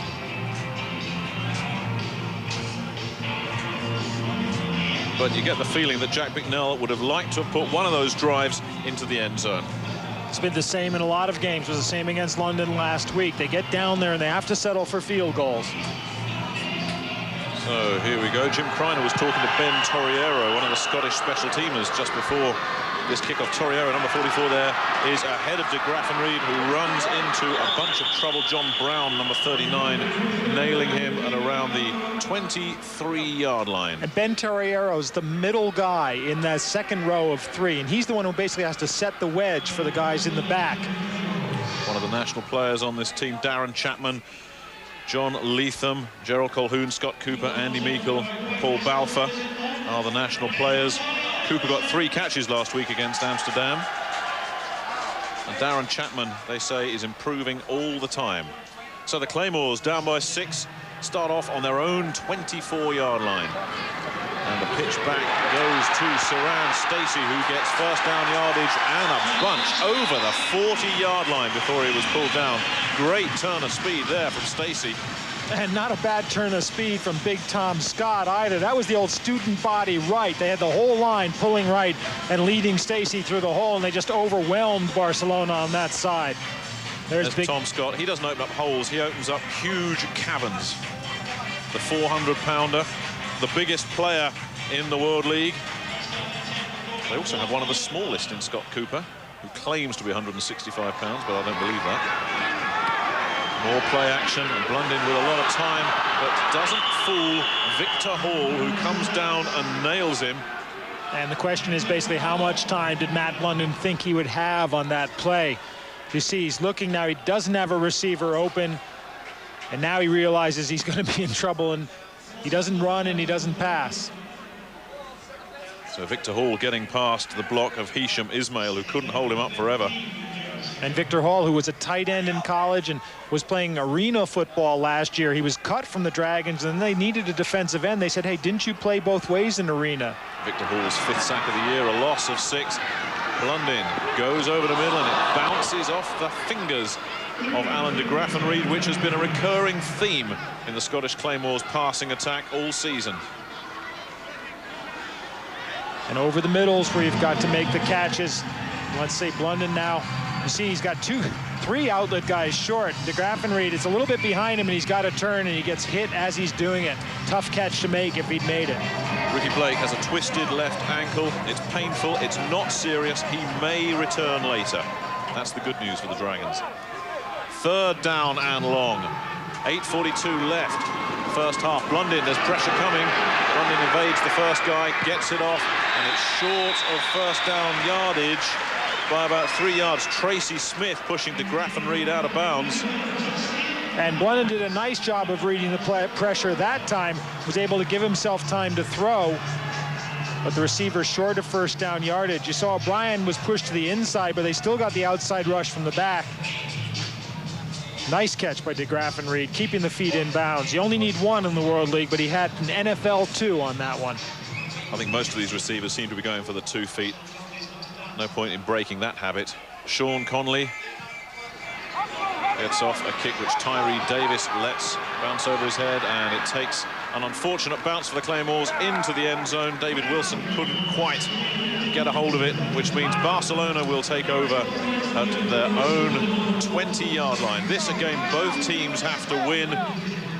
Good punt from Sean Conley, incidentally. After this, Barcelona go to Ryan. Ryan, the surprise packages of the second half of the season so far, and they finish against Frankfurt. So Barcelona don't have it easy after this. And how big was that game that Ryan beat Frankfurt, where Frankfurt had the chance to tie, went for the 2-point conversion, and then wound up losing? Well, Scotland, they too still have their chances. They have to win this one. That's absolutely essential. First down for the Dragons, leading by 6, looking for more. Walker looks for Tyree Davis, can't get him. There was good coverage there from James Williams. So the Claymores need to win here and hope for a miracle, and they need to keep on winning. They host Frankfurt here next weekend, and then they finish up with one they'll be well fired up for against the London Monarchs. Which could be a crucial game for the London Monarchs. Wouldn't these Claymores love to keep the Monarchs at home if they could? Second down and long, spread formation, or 2nd and 10 spread formation. They go once again to the left, but Shelby Hill can't hang on. James Williams there again. And that was a nicely thrown ball. It led Shelby Hill perfectly, but went off his fingertips. Really well delivered by Jay Walker. And one thing you wonder is why they've gotten out of the Demetrius Davis H-back role. They've been going with 3 wideouts and Joey Mickey at tight end by himself for the last couple of series. But now Mickey is now in the backfield. I'll give you the reason for that in a minute on 3rd down. Barcelona have problems offensively. 3rd and 10. Walker drops back, gets some pressure, fires, broken up. Great play there from George Coghill. In fact, Mark Sander, number 54, the former Miami Dolphin, and they had to pass there because a strained knee has forced Lindsey Chapman out of the game. With Ricky Blake's left ankle problem, they don't have a recognized running back. Joey Mickey's in the backfield Joey now. Mickey went back for pass blocking, and Sander did a great job of coverage. He had Demetrius Davis and went downfield with him. It's not often a linebacker stays with Demetrius Davis. So here's a punting situation for Barcelona. Zarady. It's a nice high spiral. Fair catch called for and made, but a flag is down. That's taken by Saran Stacey at around his own 37-yard line. Looked like movement by Shelby Hill on the left side for Barcelona, so they'll probably have to kick it again.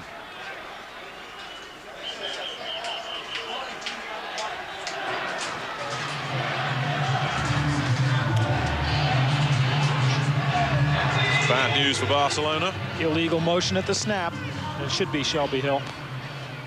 Now, do you take the field position or do you gamble and go for it again? Make the Dragons push them back 5 yards. Illegal motion. Number 39 offense. 5-yard penalty. Repeat 4th down. The call is against John Brown, number 39. Another one that Jack Bicknell doesn't like. Punt, because they got a good punt away. It was fair caught. They didn't have a return. Now you've got the danger of a block and the danger of a return again. And Zarady is standing on his own goal line now. Not as effective punting. He's just under 32 yards net average, which is not the kind of numbers that are going to have the NFL scouts beating a path to his door, but his kicking, a very different story. But this is not his strong suit.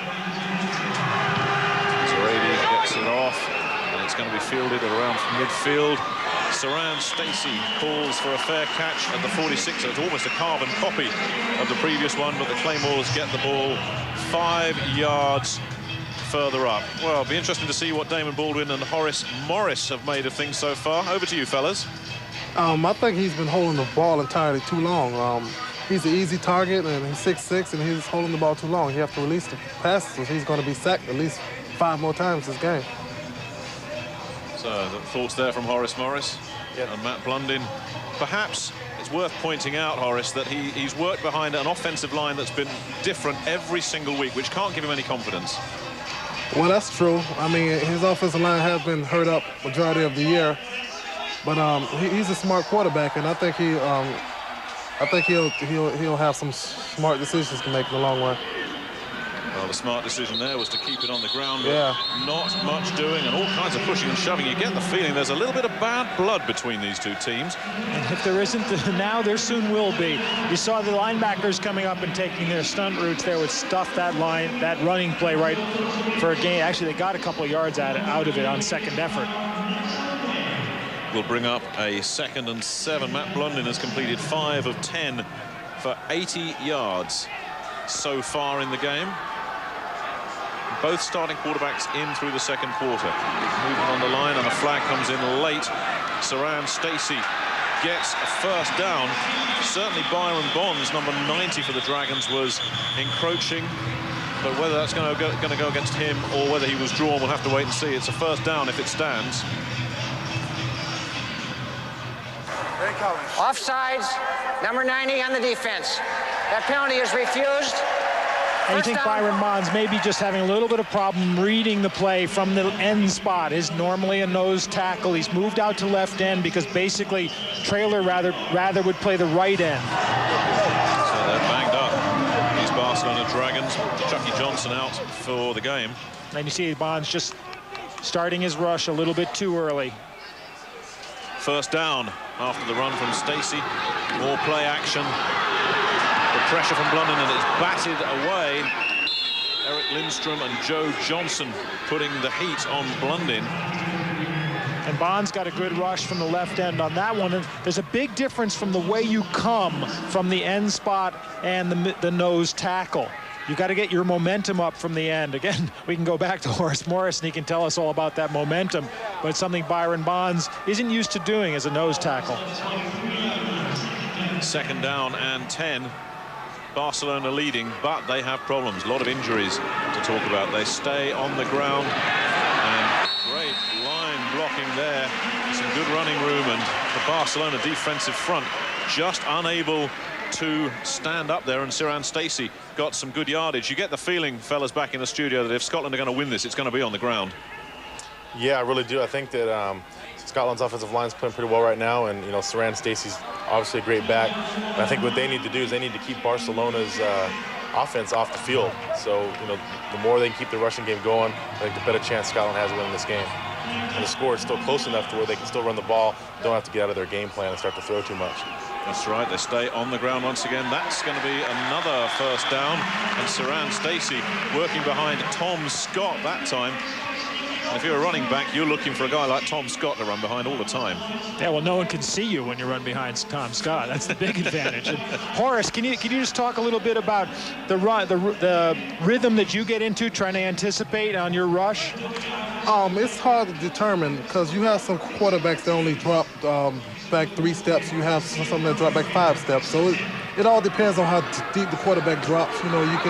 You can stop and turn the corner and tackle sometime, or you can stop and delay, and you can come underneath the tackle. So you have to try to change up your whole plan as you rush the passer each and every time you rush them.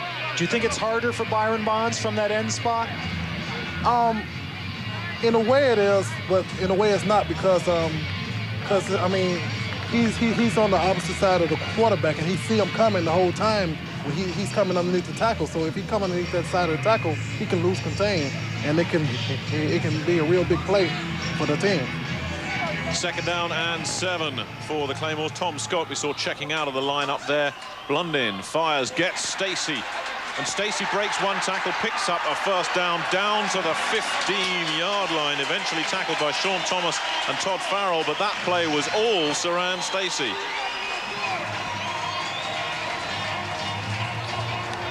And you're going to see Blunden look for Stacey coming out of the backfield quickly and get the ball to him. Now Eric Turner's comes, sorry, that's 27 Todd Farrell comes up. And that is some little move by Stacey there. Turner comes up and makes the tackle the second time, but he's vaulting over that first down marker. An imaginary fence in Ciaran Stacey's way there. Didn't stop him getting a first down. The pitch back is to Stacey. Kevin O'Brien after him. Stacey beat him, but doesn't get a lot there. Victor Hall stayed at home. Quan Long was there too. Jack Bicknell's defense. We go one! Bending, but so far they haven't broken. Good linebacker play because O'Brien came up and forced him a little inside, and Quan Long came over to make the tackle. What was it, Foynaven who went over at the Devon Lock. Devon Lock. Just a touch of the Devon Locks about Ciaran Stacey there. Going over the hurdle that isn't there.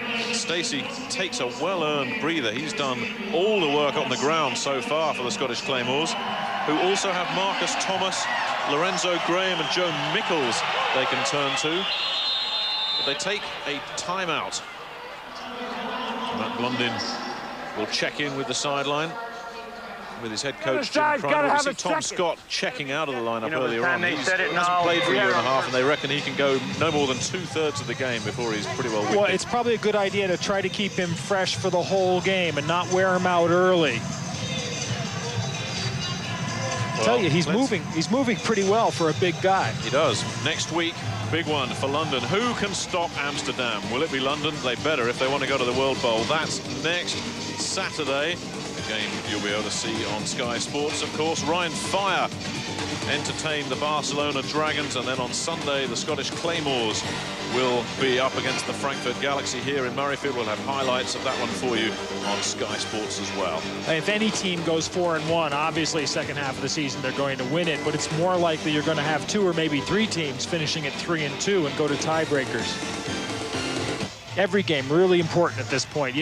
It's a good system in this kind of a league where you get off to a quick start without a whole lot of training, because a team that comes alive in the second half of the season does have a good shot. Second down and 10. Lorenzo Graham in the backfield, and it's touchdown Scotland. Matt Blundin threaded the needle, and Alan de Graffenried came up with a big one.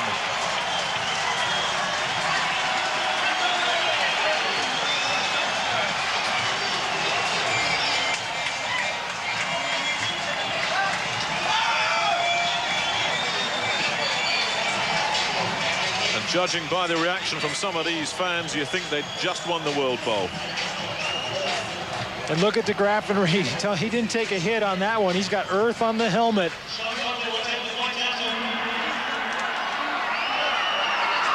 Sean Conley will attempt the point to put the Claymores ahead. They lead it 7-6 after Blundin's 16-yard pass to Alan de Graffenried. And that's the first rush passing touchdown that the Claymores have scored in something like 5 games. And Blundin does a nice job of standing in against the rush. In fact, I think it was Lindstrom rushing who nearly blocks the pass. Now watch, he looks left and gets rid of it. You saw Lindstrom jumping there and hits de Graffenried perfectly in the chest. Nicely thrown ball. De Graffenried takes it in the air. Nice safe hand, safe catch, and a good touchdown. A big one for the Scottish Claymores. Their first passing touchdown since week 3. They've had 5 since, all of them from Sir Ann Stacey. But Alan de Graffenried enjoyed that one. It's been a long time coming. And we looked at that Scottish Claymores passing attack early in the season, in fact, out of the training camps in Georgia, and said Blundin's got an arm, Williamson's not a bad quarterback, and in de Graffenried and Barnett, he's got good wideouts. That was the theory. The practice hasn't quite worked out that way. They've had all sorts of problems on the offensive line, this team. Just one guy that's been there from the start. Of 7 offensive linemen they had in camp, only Tim Ryan is still with them. You can't win with an offensive line that's shuffled every week. And sometimes it just becomes a matter of confidence and rhythm. You just get out of it, your passing attack's going nowhere, and things just don't work right. 9 plays, 54 yards. 3:31 remaining in the first half.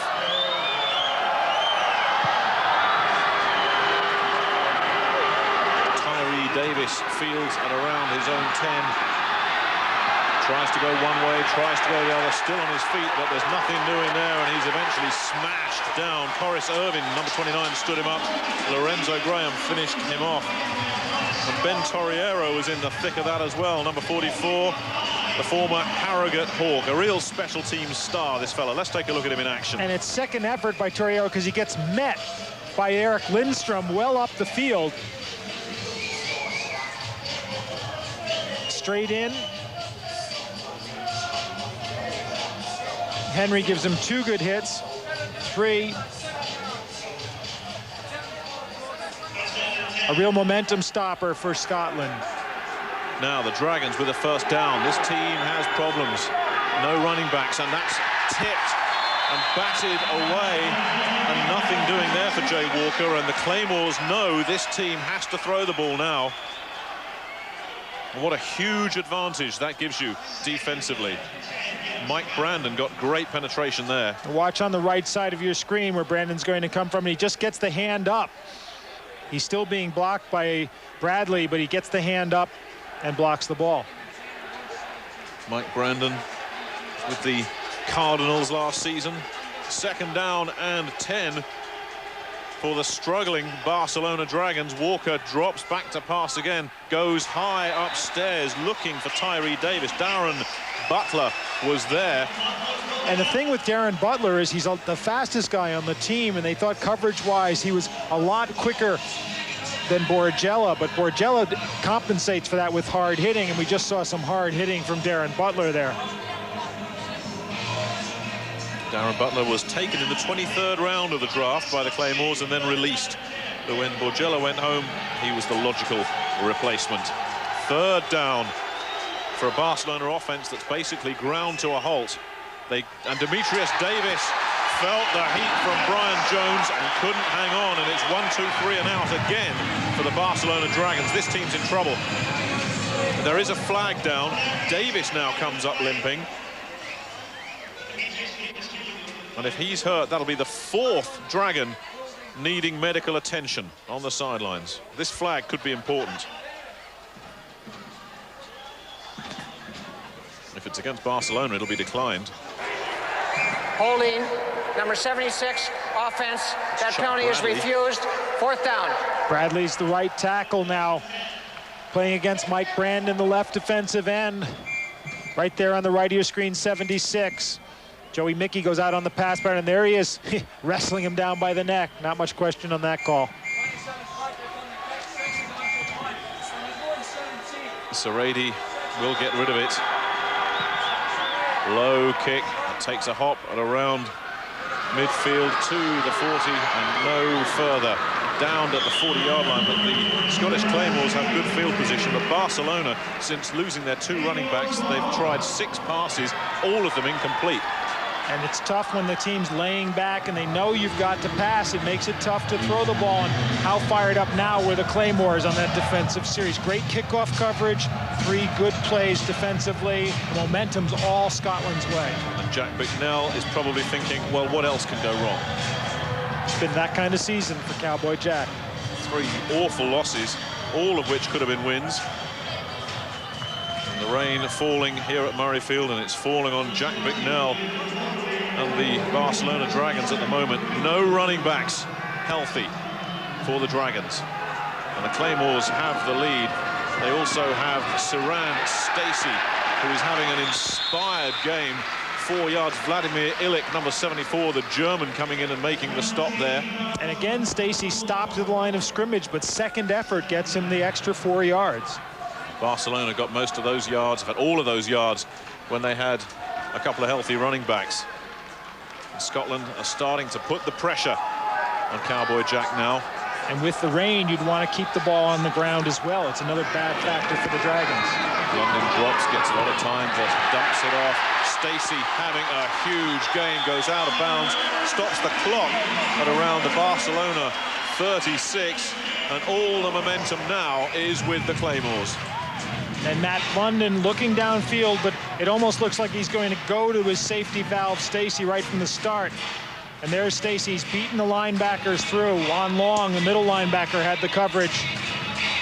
And Stacey just going out of bounds. He's running, he's catching, and he's carrying the ball. And does the smart thing stepping out of bounds there, because he's taking a pounding on every play. Why take one unnecessarily? First down, the Claymores. They stay on the ground, on the draw play. Siran Stacey will pick up another 3 or 4 yards. And that is the 2-minute warning. Everything going the Claymores' way at the moment. They lead it 7-6. We'll be back in just a moment. You're watching Sky Sports 2. The man. I got what you want. The mission. Mission. Let's go blow this guy. Blow this guy away. The message. Don't push it. I'm coming to get you. I'm no tourist. The mayhem, including lots of running in front of explosions. The movies. First Blood, Rambo 2, Rambo 3, Rocky 4, Cobra, Cliffhanger, and Demolition Man. The Stallone season starts next Saturday with a premiere of Demolition Man with a slice of Sly the following 6 nights. 2 MVPs, 2 rings. I've been working hard.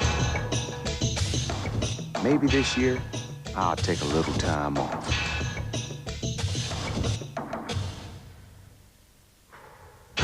There, that was refreshing. All men are created equal.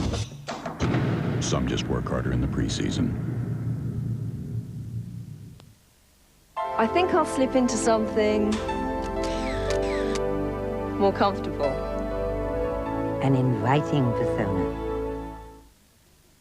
Like nature, your skin renews itself by shedding the outer cells. New from Nivea Visage comes a new day cream with natural AHA complex. It gently stimulates the skin's top layer, revealing the younger skin beneath. New day cream with natural AHA complex from Nivea Visage. Welcome back. 1:59 to go. First half, Scotland leading Barcelona by a point. But they have the ball, and Saran Stacey is a one-man wrecking crew out there. 110 yards total offense. The rest of the team's 79. I think that stat right there illustrates the importance of Saran Stacey to this Claymore team. They've said all season he's the guy who they've got to get the ball to. The question was, how could you do it? And if you gave it to him running, would the line open holes for him? Second down and 6. Blundin drops to pass, gets the pressure. Looks for the screen, they've got it set up. Stacey, though, is nailed. Keith Traylor, number 75, came back and flattened him. A flag is down. And one of the things you can try to do when you see the screen is to put so much pressure on the quarterback that you force him to float that pass and give your guys time to get the coverage, which is exactly what happened there. Keith Traylor came up and made a great play, but that one's going against the Claymores anyway. The pressure really on this Barcelona defense now. They know their offense is hobbling. Just a one-dimensional attack now for the Dragons, with both their running backs currently sidelined. Illegal block in the back. Number 64, offense. 10-yard penalty. Repeat second down. 15. I think 64, Tim Ryan, not 74, was the guy who called for blocking in the back. Let's see if we can see him now. He should be on the bottom of the screen as we go. Tim Ryan, 64, the center. Just gets Farrell from behind. Just a little nudge from the back. Illegal block. You can't block someone from behind. There's the flag. So that brings up a second down and 16. Ryan, Notre Dame, drafted by the Buccaneers back in 1991. Blundin on second and long, gets some pressure from Traylor, gets it off to Stacey, who's met by Farrell and is run out of bounds without getting back to the original line of scrimmage. At least he's got a souvenir. Saran Stacey, that's a triple threat there. That's what's called moving the chains. Now here comes Stacey out of the backfield, right into the pass pattern. Farrell, the 5th defensive back, has the coverage, but he's a step behind, so Stacey gets the catch, but he wraps him up here, so Stacey decides he's going to take the chains with him and then do a little hurdling of the advertising hoardings as well. Third down and 11 for the Claymores, 1:44 left, first half. Blundin drops back to pass, has a lot of time, goes for Alan de Graffenried again, nothing doing there. Coverage from Eric Turner, but that ball simply not catchable. Yeah, not catchable, and I guess he was half trying to throw it away, but he had receivers down the other side of the field if he looked for them, and it looked like he did have more time to throw. So out comes the punting unit once again. Just wonder, Mike, is this fake punt territory? I'd say no, because so many bad things have happened to Scotland on kicks late in the half that they'll probably play it straight. Tyree Davis is standing on his own 10-yard line. It's a high end-over-end kick, which Davis, and they just miss it again. That takes a very bad Scotland bounce. That thing went torpedo straight through the end zone. David Wilson's not having a lot of luck down there inside the 10. He missed the last one as well. Conley's thinking, well, I'm trying to get it in there, but didn't take a good bounce for David Wilson. It would have been a tough play to make. Mike Kenny there, the Scottish national coach, the former Fife 49ers coach, just commiserating with his punter there. So Jay Walker, who, like Matt Blundin, has played the whole half. We haven't seen anything of the backups. And what you're going to see right now is Jay Walker at quarterback and Tony Saka out at wide receiver. Saka, number 10, the backup wide receiver, is in there. Joey Mickey's in the backfield still. It's a kind of nuisance. Mickey releases, Walker goes over the middle incomplete. It should have been a pickup there for Mario Henry. And I tell you, Tony Saka coming out of the spot was open on that play too. Jack Bicknell was talking about how because they're so short of players, the rosters of only 35 players, they use the quarterbacks as receivers in practice for the defense to play with. Not letting them hit them, of course. And since losing the running game, Walker's gone stone cold.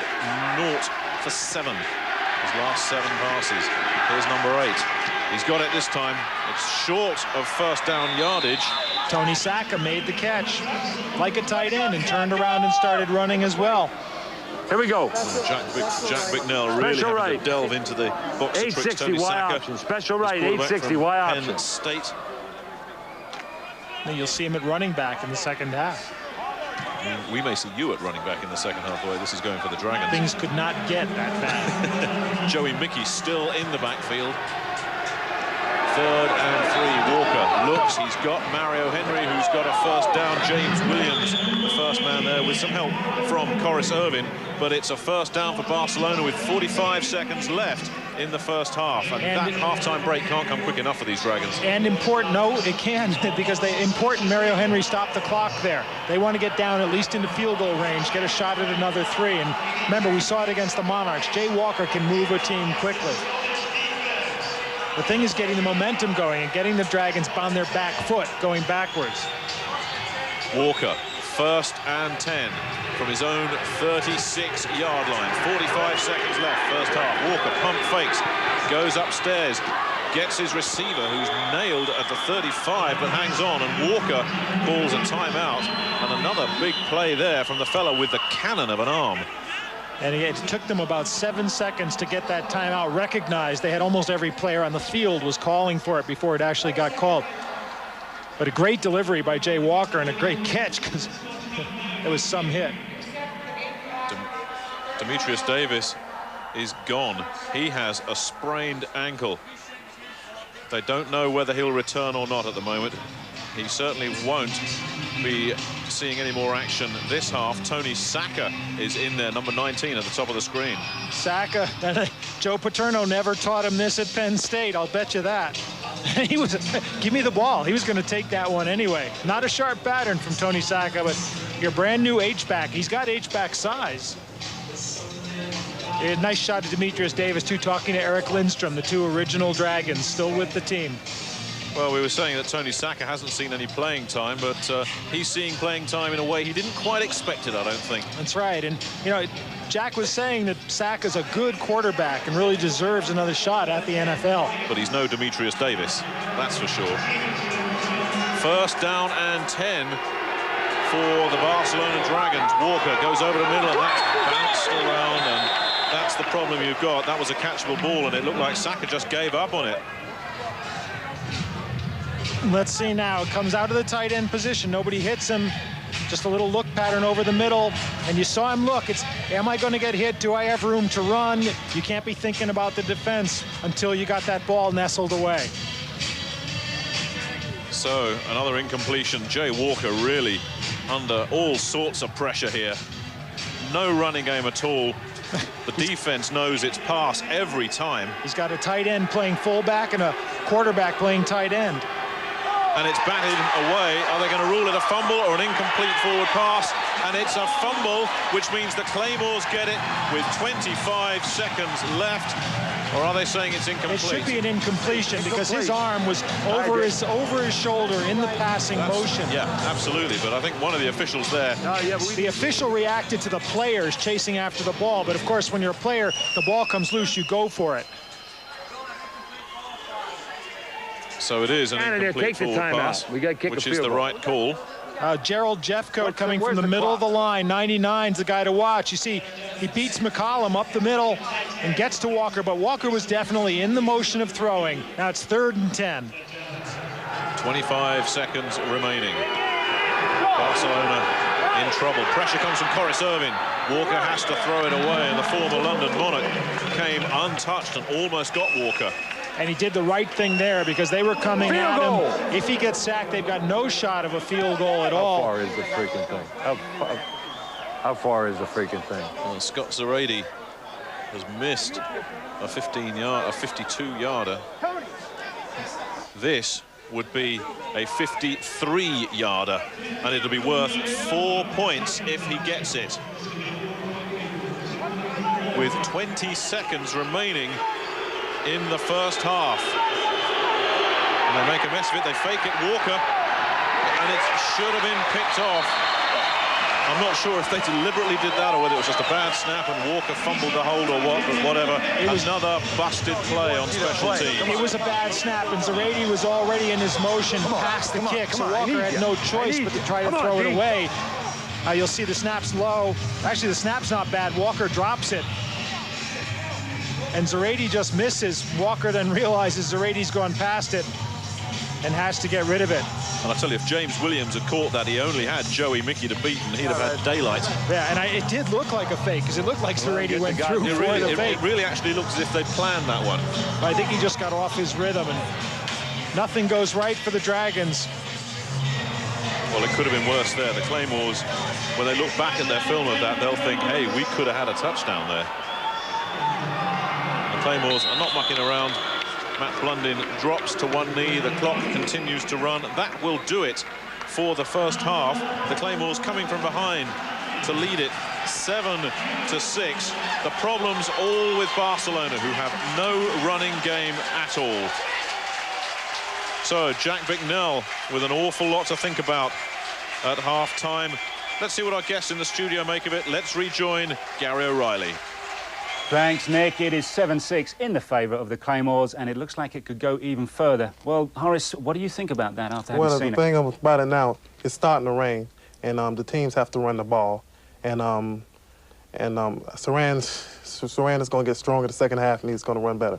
Okay, Damon, what are your thoughts?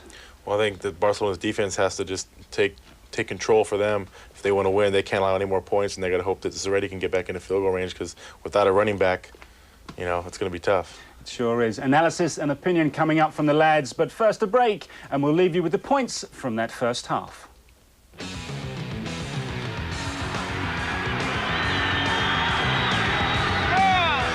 And the Barcelona Dragons break out on top with 7:03 remaining.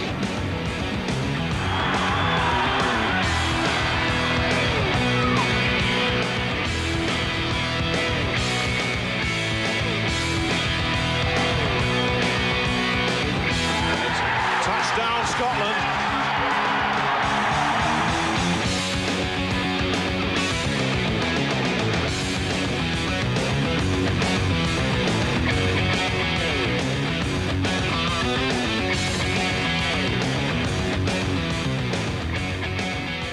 You're watching Sky Sports 2.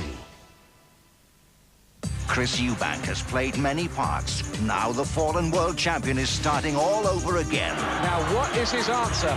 We believe he's going to be better. Why is that, person? The best thing that could possibly happen is Chris Eubank losing that title. And the more ruthless.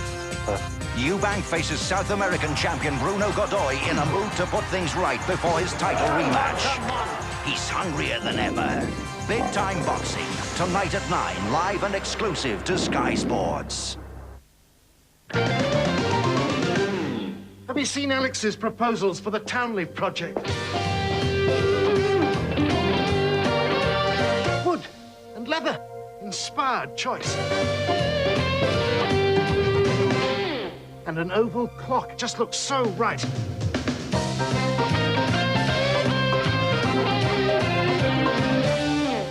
Honestly, I don't know where the inspiration comes from. Dagenham? Halewood?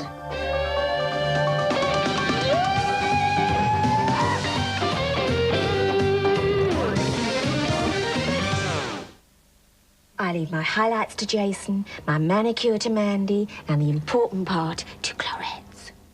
Clarets with Actazole for long-lasting mouth freshness. The most amazing machine on the planet can run on any terrain, has hundreds of miles of electric circuitry and over 1,000 moving parts. It can withstand impacts that would dent steel plate, or repair its own bodywork without leaving a single mark.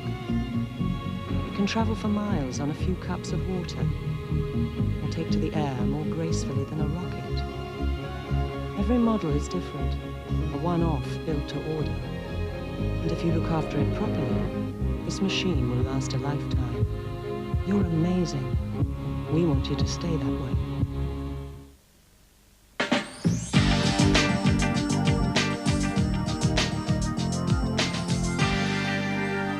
Okay, welcome back. The Claymores are up 7-6 at half-time at Murrayfield. But before we go any further, we have those lottery numbers for you. Someone could well be lucky this evening.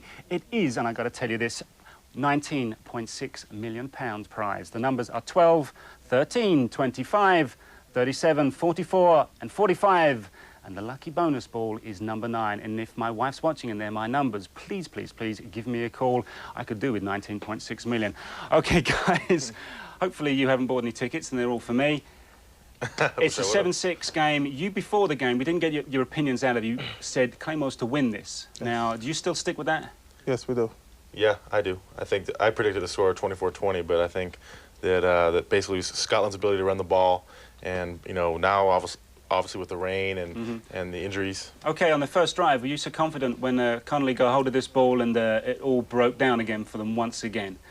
That's been Scotland's problem. You know, those big plays against them. Again, it started off like that right here. You know, we get sort of a high snap, and I think it was Keith Traylor that blocked the ball. No, it was number 25 actually. And that's just a huge play for Barcelona to start things off, and luckily Scotland's been able to stay in it. That's important. Did you think they'd come back after that one?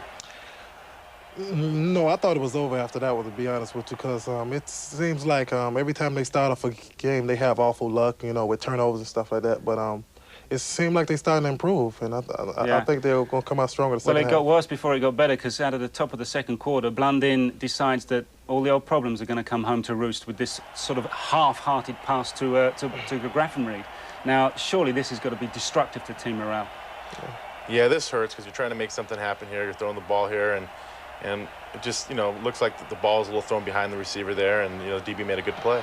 Is that one of the reasons why we're not seeing a great wide receivership touchdown numbers from Scotland, do you think, Horace? Yeah, I think so, because, I mean, sometimes he takes too long to throw the ball, and sometimes he tries to make a big play and throw it in there too hard, and you know, teams have certain plays covered, you know.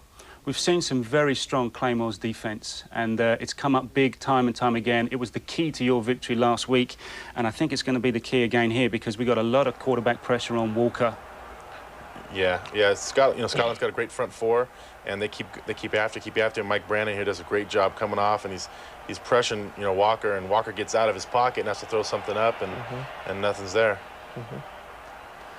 They've flushed them out of the pocket, Horace. Now, is that something you were waiting to see happen? No, I don't think he was really flushed out of the pocket. I think it was a designed play where he was to roll that way and throw the ball that way, but he wasn't expecting somebody to be in his face that soon. We saw things happen later on in that second half, but it looked like it was going to be a bad day at the office for Blundin, because you've been talking all along about the time he was sitting around in the pocket waiting to get hit, and then it did happen, didn't it? Yeah, it's a proven fact that all offensive coordinators hate for their quarterback. I mean, all defensive coordinators hate for opposing quarterback to be sitting there holding the ball, patting the ball. So, I mean, that's why if he keeps holding on to the ball like this, he will be sacked a lot more this game. How about you as a guard in there, sitting there, or a center, sitting there thinking, what is happening behind me? Yeah, you know, sometimes you don't know, and that's the thing. You know, every offensive line coach is always going to tell you got to keep blocking until you know that ball's gone, because you never know what the quarterback is doing back there. It seemed then that the Claymores actually got inadvertently a big slice of luck, because Ricky Blake comes out of the game, and then all of a sudden Barcelona have to go airborne. Do you think that's going to be the key now to their victory? Yeah, I mean, they can't run the ball at all, and that's going to hurt. I mean, they can't play action pass because I mean, who's going to respect the running game now with a tight end at running back? And so I think they have to pass the ball a little bit more, and it's easier to cover the passes now because you're not worrying about the run. How about Tony Saka, the backup quarterback, coming in as a receiver? Well, that was a little surprising to me. I know Kevin McDougall would probably like to do that, but I think that you know, having to put a quarterback out there, you know, he doesn't quite have the speed that other receivers have, so that's going to cause some problems with their timing routes, and I don't really see that being an answer for Barcelona. Just when he thought things were going to get worse and worse, and they were like six. Well, it happened, didn't it? Blundin to de Grafenried, this man threaded the needle. It was really something special here, Horace. Yeah, I know, this was a heck of a play. I mean, he dropped back and he didn't hold the ball long at all. He just looked at his receiver and he released the ball, and it was a completed pass, a heck of a catch, and resulted in a touchdown for Scotland. How important was it for the Claymores to get in the end zone and convert something here, Damon?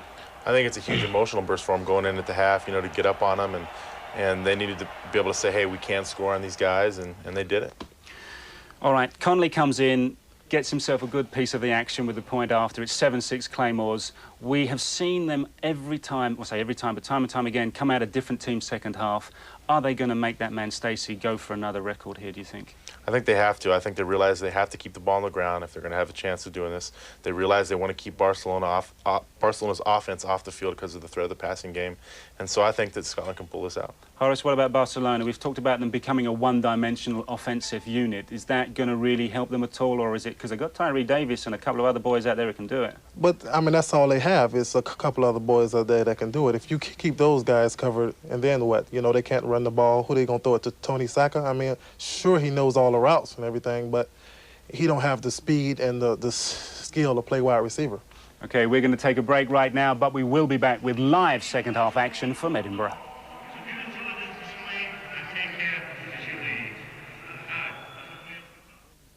You're watching Sky Sports 2. Imagine for a moment everything you ever wanted on television right at your fingertips. No turning back TV. Hollywood's hottest studios screening their blockbusters just for you. The biggest names in movies in your home. If it's in the world of entertainment, it's on Sky's 3 great movie channels. A true galaxy of stars. To turn on and tune in, call 0990 10 20 30. That's 0990 10 20 30. This is the revolutionary new Reflex from Black & Decker. Its versatile new design means you can power through the trickiest of jobs with the minimum of effort. It's called Reflex because it instantly replaces any broken line before you even know it's broken, so nothing slows you down. The new generation Reflex trimmer from Black & Decker. The possibilities are endless. Over the last 30 years, the value of money has, on average, halved every decade.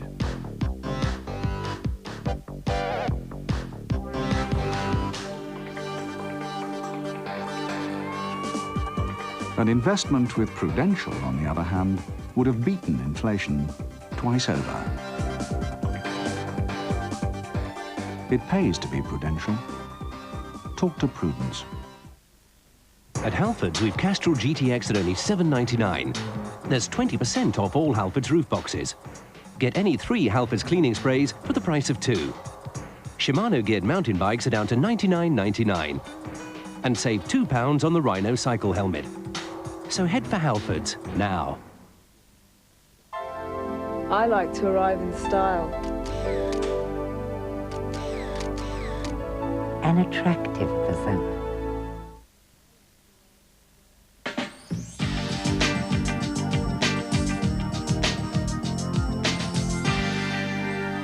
OK, welcome back. It is going to be happening over there in Murrayfield. The Claymores are 7-6 up. Can they make it all the way to the final whistle? Who better to tell us all about it with the action but Mike Carlson and Nick Halling. Thanks very much indeed, Gary. Well, Jack Bicknell knows he has all sorts of problems. And Mike, I know you have some thoughts on how you'd like to see Barcelona try and get around the fact that they don't have a healthy running back. Well, there isn't really any good way around it. They ought to try. They'll have to try at some point running Joey Mickey or whoever is back there to do it. The other thing is with Saka at tight end, they can't run any of the H-back plays they use Demetrius Davis in, which means they're going to be very predictable. Well, let's ask our coaches back in the studio. Coach Morris, what do you make of it? How do you see it happening?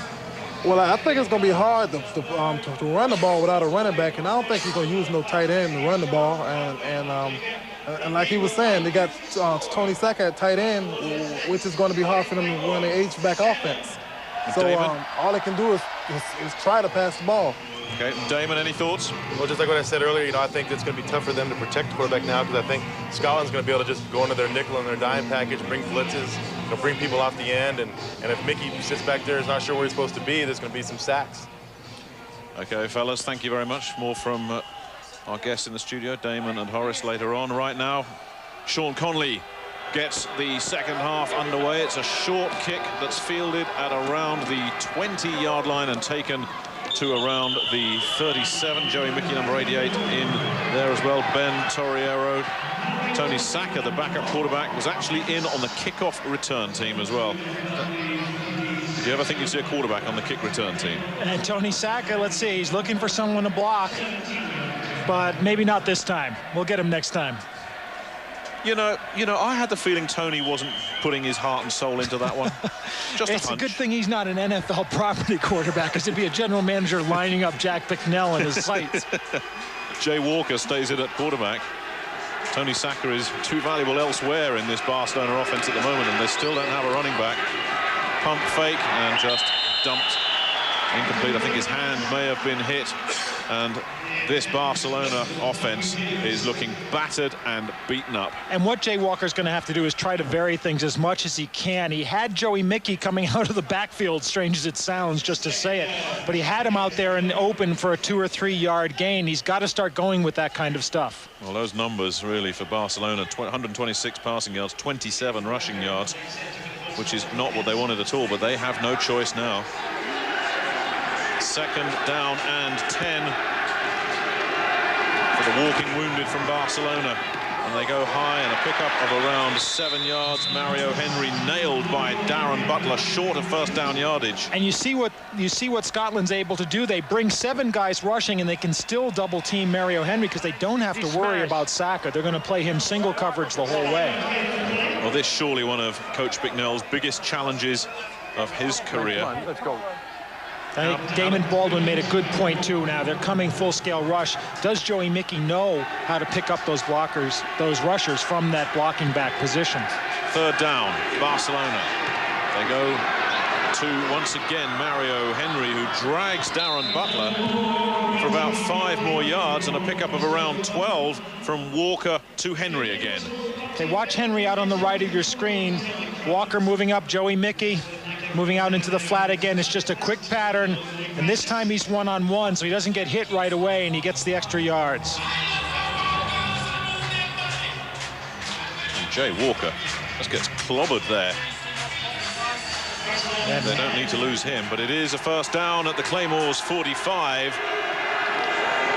They drop back to pass once again. They were looking for Mario Henry, but that one not catchable. But this is like a boxer that's only allowed to use one hand. Exactly, and it's what we saw with London a couple of weeks ago in London when they kept going sidelines. You're inviting the team to overplay that sidelines pass and have the guy on the inside, not the man covering the receiver, but the defensive back on the inside step up and make the interception. Oh, Bicknell has lost so many players. Chucky Johnson went down for the game in the first series defensively. Ricky Blake and Lindsey Chapman, the 2 running backs, are out, and Demetrius Davis.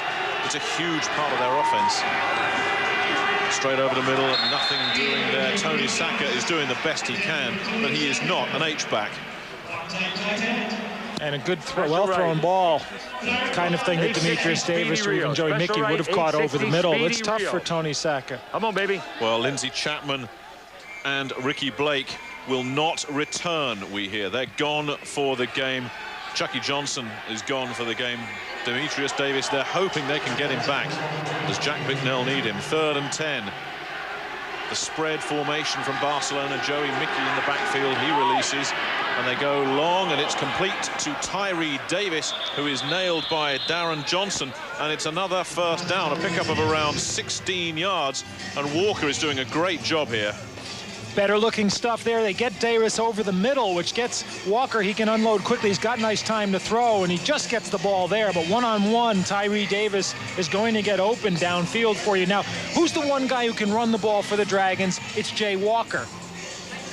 That's right. The only quarterback in this league that really has looked effective running the ball. But do you want to risk Walker carrying the ball? If he gets hurt, Barcelona can forget it. They come after him. Corris Irvin wants him, but he managed to get it away. And close there for Mario Henry, who was one-on-one coverage with Darren Butler. They're going after Butler. And Butler wasn't watching the ball at all. He was just following Mario Henry, which could have been dangerous if Walker had been able to get just a little more on it. See Henry just on the fly, gives him the little move and gone. And Butler's just following him down. The ball's a little bit underthrown because Walker had to get rid of it quick. And look at the hit he took. 1, 2, 3. They are coming after him. Corris Irvin and Alan Young hitting Walker, who is a big guy. Second down and 10. Another deep drop over the middle. Just couldn't quite get his man. Was looking for Shelby Hill, who turns around in frustration. That thrown just behind Hill. And Hill had some room there if he caught it, some running room. Now, here's the thing. Walker gets hurt. Saka plays quarterback. Can John Pacey come in and play tight end? He's the third quarterback who is inactive unless the other two quarterbacks go down. But I tell you, the way these Dragons have gone down in this game, anybody who can stand may get some playing time. Third and 10. They pass. It's all they can do. Walker goes upstairs, throws it away. Tyree Davis, the only man vaguely in the area, but Walker simply threw that one away. Walker had time to throw, but the coverage was good downfield. They double-teamed. See all the linebackers dropping back there. Everybody's double-teamed except the guy up front. See, there's the linebacker, Alexander helping out, Brown, sorry, helping out on Davis. So it's going to be another long field goal attempt. 47 yards for Zerady. This to give the Dragons the lead back once again. The kick's on its way, and for the third time this season, Zerady has missed, and that's worthy of note in itself, because Zerady doesn't miss very often, and that just about sums up Jack Bicknell's night. Nothing going the Dragons' way at all. Tough break for Barcelona, because it would have been nice for them to come out of that with some points, a sort of half a drive there, and they're going to be a tired team by the end of this game. Those receivers are going to be run ragged. They don't have much in the tank. So can one of these two teams mount a challenge to go to the World Bowl? Amsterdam are there. They host it on Saturday, June the 17th. You'll see that here on Sky Sports, of course. First down. They go on the ground, the Claymores, which is where they're so strong, and this is where they'll be looking to wear the Barcelona Dragons' defensive front down.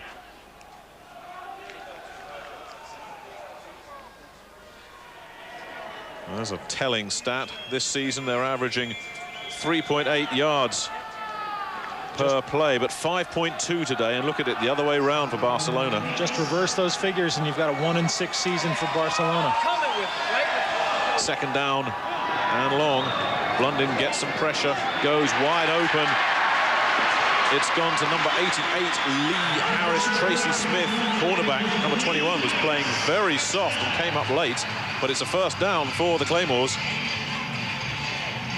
And Blunden, seeing single coverage, took his time delivering that ball to Lee Harris, got the first down. Well, Matt Blunden working behind an offensive line that's been revamped every week, but I tell you, Tom Scott, number 77, the big guy, the 400-pounder or 390-pounder, whatever he is, certainly making a big contribution here. Blunden with a lot of time. Eric Lindstrom gets him, and he dumps it off to Saran Stacey, but Keith Traylor was there, and nothing doing there for Saran, who is dropped behind the line of scrimmage. And Tom Scott was pass blocking on that one, and nobody decided to come up the middle where Tom Scott was taking care of things. We'll take a look at it now. Scott's 77 there, right in the center of your screen. He takes up a lot of your screen. Look at that. Now at the last second, there's Victor Hall trying to move around, but he's not going to get around Tom Scott. Big Tom, the heaviest man in the league, only here because his mother told him to get out and play some football, and Tom said, "You don't argue with my mother." Blunden with a load of time gets to Graffenried, down to the 33, gets up, is eventually stopped by 28 Eric Turner, but it's another big play for the Claymores, and they're moving. And when Blunden's got the time to throw, the Graffenried can get open. There you see good protection, no one coming at all. And he delivers the ball to de Graffenried, who slides as he makes the catch, gets up for a couple more yards. All the way down to the 31-yard line for the versatile Alan de Graffenried. He returns punts, he catches, he kicks. The pitch back is to Stacey, who cuts back inside and picks up around 6 or 7 yards before he's hit by Kenny Alexander. And with Ishmael... And there's another Dragon player down. Sorry to interrupt you there, Mike, but yet another Dragon. With Ishmael and Scott both pulling and leading you to that hole. Juan Long's down now, the middle linebacker. But with those two guys leading to you to the hole, Stacey then cut off behind Scott and had room up the middle. This even worse. Juan Long, an outstanding linebacker, a real NFL potential player, this fella. And they've managed to get him on his feet, but he too is limping off, favoring that left leg. And is this the 5th Barcelona Dragon to check out of the game? In comes Tommy Thigpen, the former New York Giant. Thigpen's a pretty solid player, but Long, really the pick of that linebacking crew. They've got 6 decent linebackers, the Dragons do, but as you say, Juan Long, probably the best of the bunch. And of course, this means they're very thin now. Now let's take a look at Juan Long in the middle of your screen, number 59, the middle linebacker right there. Tom Scott meets him with the block. He spins off that and then gets hit from behind. That's where the injury came. 2nd down and 3. Long out of the game. Motion from DeGraff and Reed. They give to Stacey, who doesn't get much at all. Chris Crooms came up from strong safety and broke that one up. And the Dragons brought Crooms up to the line of scrimmage. They basically had 8 players on the line of scrimmage when the ball was snapped, but London went ahead with the running play anyway. Brings up a big 3rd down for the Claymores now. Juan Long still getting attention. You start to wonder if it's maybe you want to wear different cleats in this wet conditions here. It's unbelievable what's happened to the Dragons today. Blundin fires. It's short of 1st down yardage, but a great second effort from DeGraff and Reed, but they're calling him down short of 1st down yardage. DeGraff and Reed thought he was on his way. He was down when he caught it, and someone did touch him, which is all it takes once you're lying on the ground. And just to finish up on that thought, I mean, Olympic Stadium, very little rain they've had down there on game days, and it's such a beautiful running surface on the side. It may be that they're just not used to the heavier turf here once it gets wet. Brings up 4th and about a yard. And the Claymores are going to give it a shot on 4th down. Motion they give to Stacey inevitably, who is stacked up behind the line of scrimmage. The Dragons hold firm, and Mike Alexander was in the thick of that at inside linebacker, and these Dragons defensive players really rising to the occasion. Alexander and Thigpen, both middle linebackers, reacting well and coming in to make that stop. A big play. And you can see the thinking from the Claymores. Well, they can punch the ball over. They can go in for the score. On the other hand, it's only a 1-point lead that they've got, and a field goal would have been nice. So it remains the Claymores 7, the Dragons 6. We'll be back in a minute. You're watching Sky Sports 2. England in competition at last. It's going to be a great week. Brazil is the greatest team in the world. We are the world champions. Sweden were World Cup semi-finalists. England did not even qualify. Our player string by Gary Lineker. In the Road Cup, England face 3 teams playing in very different styles. It's their big test before the European Championship. So just how good are we? The first match is England versus Japan next Saturday live on Sky Sports.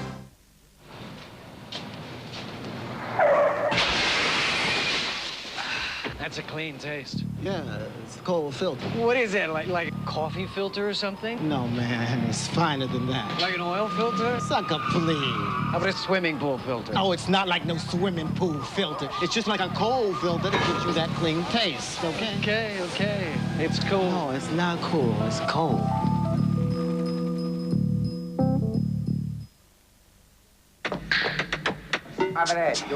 Kellogg's Crunchy Nut Cornflakes are delicious golden flakes of corn with honey, nuts, and brown sugar.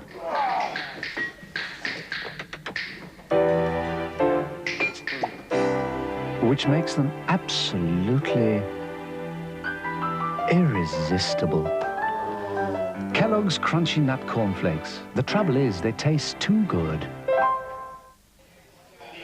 Here in the casualty unit at Emergency Ward 10 at Murrayfield General Hospital, Juan Long has been patched up, turned his left ankle. He will return, but will play in pain. That Barcelona sideline resembling a medical ward at the moment. 1st down for the Dragons. Joey Mickey still in as They're kind of blocking back. Walker checks one way, goes to Tony Saka, who drops the ball, and they're ruling that an incomplete pass. Well, they're giving Saka every opportunity to star. Well, he had to. He was the last guy Walker looked for. The emergency on that, he got hit pretty badly. I think he may even come out. But watch Walker. There's Saka cutting across your screen. Walker sees he's all alone. The linebacker didn't go with him. But he takes that hit in the back, and when you're a tight end, you've got to expect those hits, and when you're a quarterback, you don't necessarily. Saka has limped out. Demetrius Davis has limped in, but I must stress, limped. He was hardly moving, hardly broke into a run, number 85. They come after Walker. Walker gets rid of it. Short of first down to Mario Henry. Darren Butler came up and made the stop after a gain of around 6. Walker did a good job of standing in against the rush and delivering that ball, but he was safe on his blind side, because watch Lewis Age, 57, against Young. That's good pass blocking. Lewis Age, nice firm base. Young's got nowhere to go. Can't go through him, can't go around him. He is tiny in comparison with Tom Scott. Lewis Age, just 340. Third down and 4. And you saw that Chuck one. Bradley, number 76, stood up. And that's a tough one for the Dragons again, because 3rd and 4 doesn't take much. See the referee indicating the false start. 3rd and 9 now becomes a difficult play. They know where they've got to go. For this offensive line, I think we've got to say they're under enormous pressure. They are pass protecting every time, as I'm sure Damon Baldwin would confirm. It's always easier to run block than pass protect for an offensive line. 3rd and long for the walking wounded of Barcelona.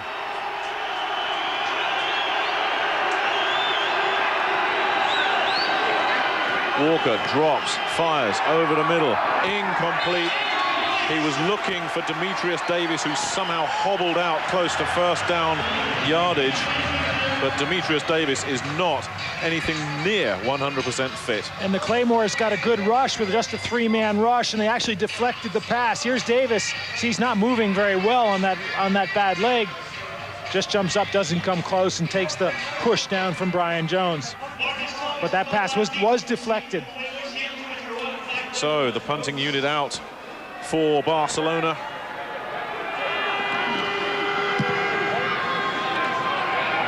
It's fielded at around the 33 by Marcus Thomas, who's got some running room and gets close to midfield before being stopped. There is a flag. Joe Johnson, number 54, came up and made the stop, but Thomas showing a good turn of pace there. And it was a low line drive kick, but Mario Henry, 80, was down on the coverage, but Henry couldn't make the tackle, and there was running room after he missed that first tackle. But the call here could be significant.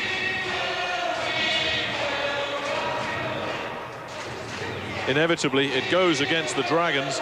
It was against Tommy Thigpen for going downfield illegally. You can't go downfield till the ball's kicked if you're one of the interior linemen. I think it's worth pointing out that for all the problems that the Dragons have, they still trail by just a point. That's right. And they've had 2 shots at going ahead on field goals, which they haven't made. As the big man, Tom Scott, one of the biggest player in the World League, and ironically, there's one of the smallest players in the World League on the Claymores, Scott Cooper as well. I think Tom Scott makes about 3 Scott Coopers. Marcus Thomas checks out of the game. Saran Stacey gets the call, looks to turn the corner, is nailed after a pickup of 5 or 6 by Tommy Thigpen, number 51, who came in. But Tom Scott, we talked about him, already firm friends with Scott Cooper, which is a smart move on Scott Cooper's part, because he really is the little guy on the team. Yeah. Which one's which? I can tell. I tell you, Tom Scott's upper arm is twice the size of Scott Cooper's thigh.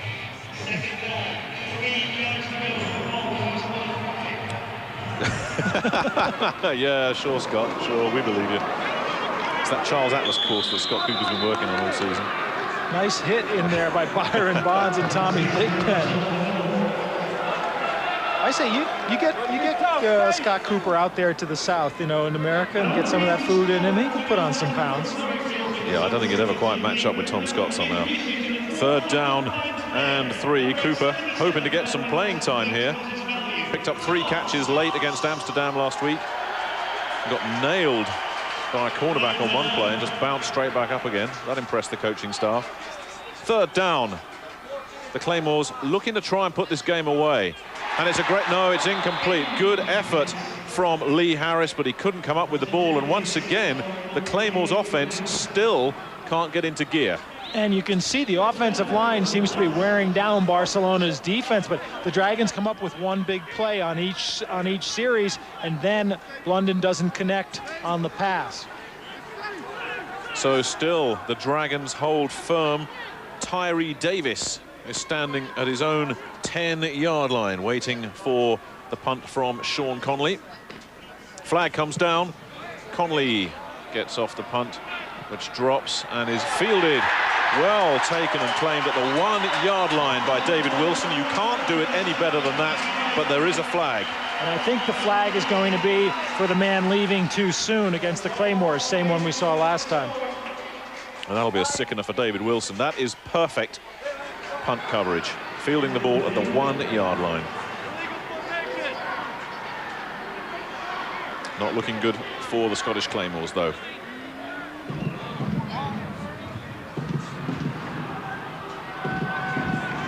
There's confirmation. It goes against the Claymores, and that's one penalty that the Barcelona Dragons will definitely accept. Because David Wilson's been down there 3 times, and Conley's punts, the first 2 just skidded by him both times. That time they did it to perfection. Tyree Davis having no chance with a return.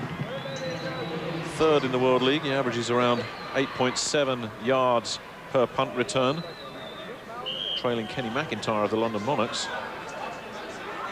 Joe Johnson checks out of the lineup for Barcelona. The Claymores have to try again.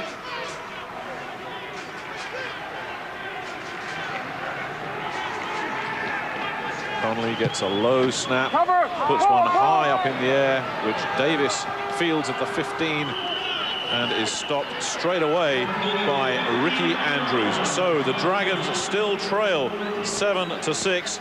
We'll be back after this. You're watching Sky Sports 2.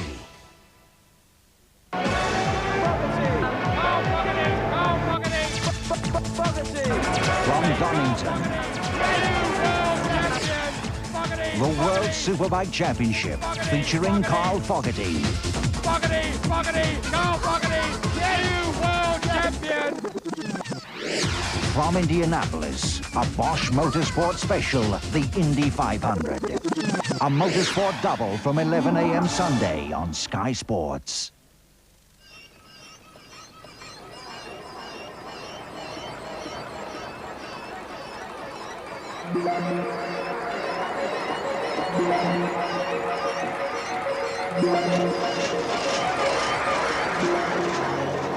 For some, the price of progress is a cluttered, more crowded world. Orange have a clear view of the future.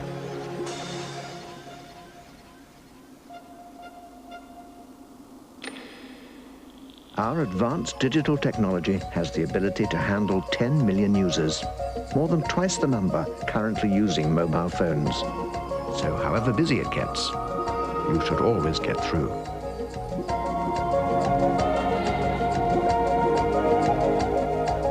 Just as if you had the entire network to yourself. The future's bright. The future's orange. The Scottish Claymores lead the Barcelona Dragons by just 1 point. The Dragons have no running game. They have 5 players banged up. 4 of them look like they may be out of the game. Xisco Marcos, number 86, the Spanish wide receiver, is in the lineup, along with Tony Saka, Mario Henry and Tyree Davis. For the pass-happy Dragons, they can do nothing else. Both their running backs out of the game for good. It's all on the arm of Jay Walker and his quartet of receivers. Walker drops back, looks for Xisco Marcos, who was open, and the ball underthrown. Let's take a look now at the Cisco kid, Cisco Marcos. Come down. Just a little curl out at the first down marker. Ball's underthrown. Gets it on the bounce, doesn't count. He was open. Cisco Marcos plays for the Pobl Nou Buffaloes back in Spain and has a catch to his name this season already. Walker flushed out of the pocket and nailed and sacked for a loss of around 5. Alan Young came up big time there. And I think that was the quarterback run. I think that was going to be our first running play of the second half for the Dragons. But the Claymores were coming, which made it tough to execute the run. 94, Alan Young, right on the bottom of your screen there. You see Walker hangs on and he's going, trying to get outside, but he's not going to get outside of Young when Young's 3 feet in the backfield. Alan Young coming up with the sack there. Nick's idle because he wants to own a McDonald's franchise, which Nick wants to live in. Walker drops, fires over the middle. It's short of first down yardage. Great stop from Corris Irvin, but Tyree Davis comes up short, so the punting unit comes in for Jack Bicknell, and that was close, but a couple of yards shy. And that's 3 and out for the Dragons, which is bad news for their defense, which is really starting to feel it. But at least they bought themselves a bit of punting room. Zarady would have been punting from 5 yards inside his own end zone if they hadn't completed that pass. So Marcus Thomas, who returned to midfield last time, low snap. Conley, Zarady does well just to get it off, but it won't even get to midfield. It's going to be down at around the 46-yard line of the Barcelona Dragons, and slowly but surely the Scottish Claymores are grinding them down. Jim Kreiner must know this is the perfect opportunity to break his duck as far as the second half of the season is concerned. Remember, the Claymores can still go to the World Bowl. They have to win 3 in a row and hope results elsewhere go against them. But the loser here can forget about it. They're gone. 3-2 record could easily, or not easily, because we'd have to figure out all the permutations of the head-to-head matchups. But a 3-2 record could get you into the World Bowl. So the Scottish Claymores from the 45 of the Dragons. They fake the handoff. Blundin gets some pressure, gets Marcus Thomas, who can't hang on to the ball. Eric Lindstrom in on coverage, and a bit of pushing and shoving between Thomas and Lindstrom. This is a nice bit of ball handling by Matt Blundin, and we've seen on some of our plays of the day on the Friday show how Blundin does this. Look at how he holds the ball in his right hand on his hip and hides it and delivers it to Marcus Thomas, who just lets it go through his hands. And he and Eric Lindstrom discuss the relative greased hands factor. Second down and 10 after the incompletion. Blundin drops, and a swing pass to Saran Stacey, who gets some blocks, stands up, turns around, gets a first down, cuts inside. Great blocking and a pickup of around 22 yards. And intelligent running from Stacey, who waited for his blockers and used them well. Really good little screen pass, and you watch, they let Kevin O'Brien, the outside linebacker, come in. There's O'Brien, and they just throw where he was. He gets a blocker out in front of him. That's Ryan with the block. And then he does the rest now on his own, picking up more blockers, threading his way through. Stacey, 79 yards on the ground, 73 through the air. And they give it to him again. And he's nailed this time. Nothing doing there. Victor Hall came up, and an ankle tap broke it up. All right. Good penetration by Victor Hall, and he just got Stacey's ankle as he went by. Another big play by the Barcelona defense. There's confirmation of Stacey's numbers. He now leads the World League in rushing. He'll have moved ahead of Amsterdam's Ralph Dawkins, who is gone for the season. Had Dawkins still been fit, he would have been the World League rushing leader, but Stacey now assumes that. Second down and long. Pressure comes, and they bat it away. Now, are they going to rule it a forward pass? If so, that could have been a pickoff for Ken Alexander, but he couldn't hang on to it. And again, you see what makes this Barcelona defense so tough. They give up lots of yardage, but when it gets in the tight situation, they're really big play guys. Farrell comes in, he gets taken on the rush. but they get the ball away, get batted away, and if Alexander could hang on to that one, it would have been a big play for Barcelona. Now, does this Barcelona defense need a big play? Doug Williams there, the offensive coordinator, sending the plays in to Matt Blundin. Blundin drops, takes a lot of time, waits for his receivers to get over, and in the end just goes short to Saran Stacey once again, who is brought down short of first down yardage. And this time it's Victor Hall that gets up very slowly, number 98 for the Dragons. Hey, this is but it an looks absolute like joke. they've held once again, but Bicknell screaming about something once more.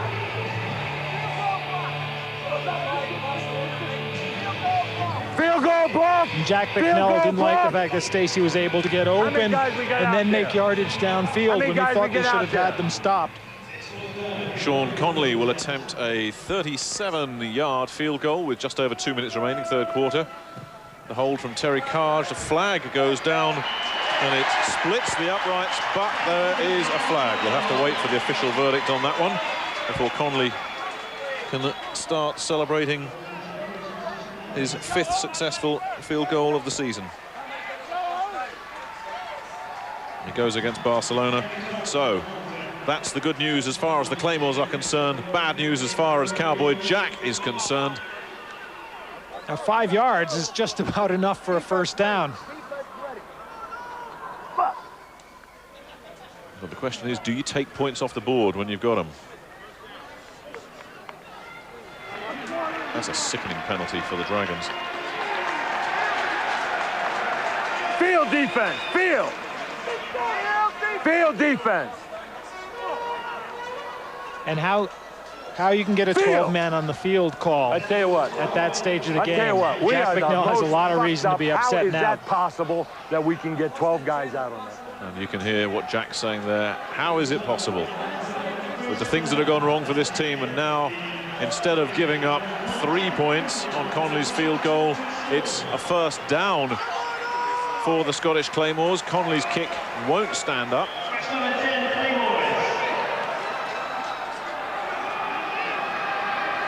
I just wonder, taking points off the board, whether this is a good move from the Claymores. Time will tell. The pitch back, trouble here. Saran Stacey met Eric Lindstrom. The old veteran came up with a big-time play there. Big play by Lindstrom on the linebacker stunt. He'll come from the left side of the screen, and in the red zone, you've got to take the first down if you can get it. Lindstrom's penetration right there just wraps up Stacey. Gets some help from Todd Farrell, but if you can get the first down in that area, you're going in for a touchdown. You've got to take it. This is Eric Lindstrom's 8th year of playing for Jack Bicknell. 5 at Boston College and 3 in Barcelona. Loves to play for El Caballero. Second down and long. Blundin with a lot of time.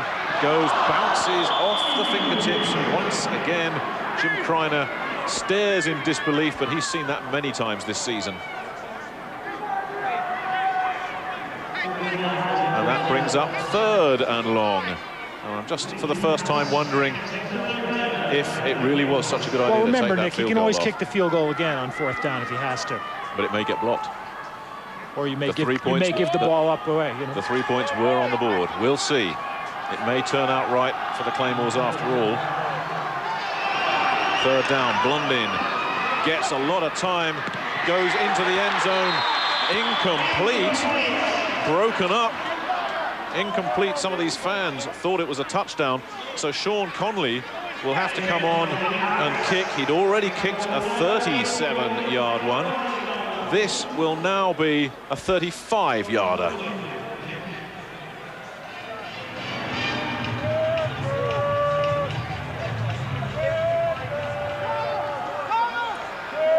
Terry Carge holding, high snap, well fielded, and it looks like it's as you were, straight through the uprights. This time it'll stand. So the Scottish Claymores increase their lead. Sean Conley gets it right again at the second time of asking, with 1 minute and 9 seconds remaining, third quarter. But Jack Bicknell's team still alive, just down by 4. And they escape again by the skin of their teeth. And they'd stopped them. They gave up the field goal. They nearly gave them a shot at a touchdown, but they held on once more. The only question is, can they get any offense working at all? Now, they've got a couple of guys. Todd Farrell was a running back at BU. You probably don't want to use your defensive back as a running back. Pau Call played running back in the Spanish League. He's on the team as a defensive back, but he's actually carried the ball, I think, once in the World League in the first season a couple of years ago. You know, it might be worth just putting one of those guys in just to try to make the defense give them a little bit of respect, make them think that maybe you will run the ball. It is definitely getting to the time that the Barcelona Dragons have got to try and mix things up a little bit, as you say, Mike. Make the Claymores realize they have to think of other things because they know what's coming every time. The other thing you might try is running out of the shotgun, where Walker might be a threat to run with Joey Mickey blocking for him. So the Claymores ahead by 4. Tyree Davis, the deep man, waiting to field Sean Connolly's kickoff. And of course, the lack of running backs even affects them on the kickoffs because Chapman is their kickoff return guy, and a good one. Talking of Chapman, Darren Chapman, number 41, is on the kickoff team for the Claymores, along with Ben Torriero. They're lined up on the right-hand side of the kicker, number 1 and 2. Walker's numbers, 43 attempts and just 17 completions. And it's like you're trailing by 30 points and you've got to put the ball in the air every time, except you're only down by 4. I tell you, this fella has a powerful arm, but even his arm must be getting tired now. He's going to have a tired arm by the end of the day. Well, Jay Walker started off as the number 2 guy, really, on the depth chart for Barcelona, behind Casey Weldon, but when Weldon went back to Tampa Bay, Walker really stepped up. And Jack Bicknell, talking to him this morning, he said this fella is getting better and better. He really likes what Jay Walker is doing. And he played at Long Beach State. They dropped the Division I football program, so he transferred to Howard University, which is way on the other side of the country in Washington, D.C., traditionally black college, and all of his family had wanted to go there. It was a sort of family dream, so he went there, had a couple of really big years in Division I AA in the States. The Patriots drafted him. All he needs is experience. He's getting that now. Fielded by Tyree Davis at his own 6. There's a bit of running room for him here. Still on his feet, gets some blockers, gets close to the 40, still on his feet. Great run from Tyree Davis. In the end, he's brought down by Tim Brown, but Tyree Davis close to midfield. And Tyree Davis used his blockers well, but also great individual effort on this play. Now watch the way the blocking sets up in front of him. Davis, ball takes a little bit of time to get to him, but Shelby Hill, Chris Crooms right in front of him there. They double team. Now he's got to break these tackles himself. And he does. He gets through. And then up the sidelines. A nice bit of running by Tyree Davis. 38 yards, in fact. Darren Chapman, the former Granite City Oiler, almost had a piece of Tyree Davis there, but Davis just too quick for him. Walker drops back to pass, throws incomplete, looking for Shelby Hill, but another underthrown ball from Walker. And I think one thing he's got to start doing too is looking for Joey Mickey coming out of the backfield. Because Mickey can catch. We saw that last week. Made a couple of very nice catches for a fellow that supposedly is in there only as a blocker. He's got good hands. Once he gets rolling, he weighs about 270 pounds. Second down for the Dragons, passing as they have to. Pressure comes. Walker trying to get away, puts it up in the air. Dangerous ball. It's caught by Shelby Hill, who is going to be very close to first down yardage.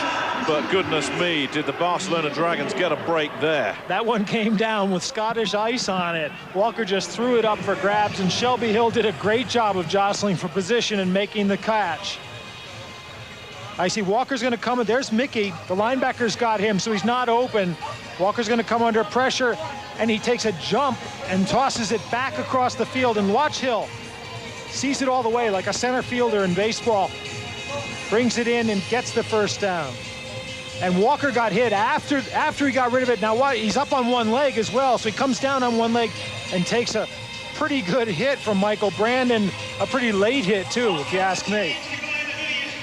The officials don't agree with you, but I think you certainly have a point there, I bet you Horace Morris is jumping out of his seat saying, that's no late hit. Yeah, these defensive ends, they never like late hits, do they? No such thing. Certainly not if you're in the company of one of them. You're such an agreeable guy. I certainly am. From the safety of the commentary. He's 400 miles away. I'm next to you. You can't touch me, Horace.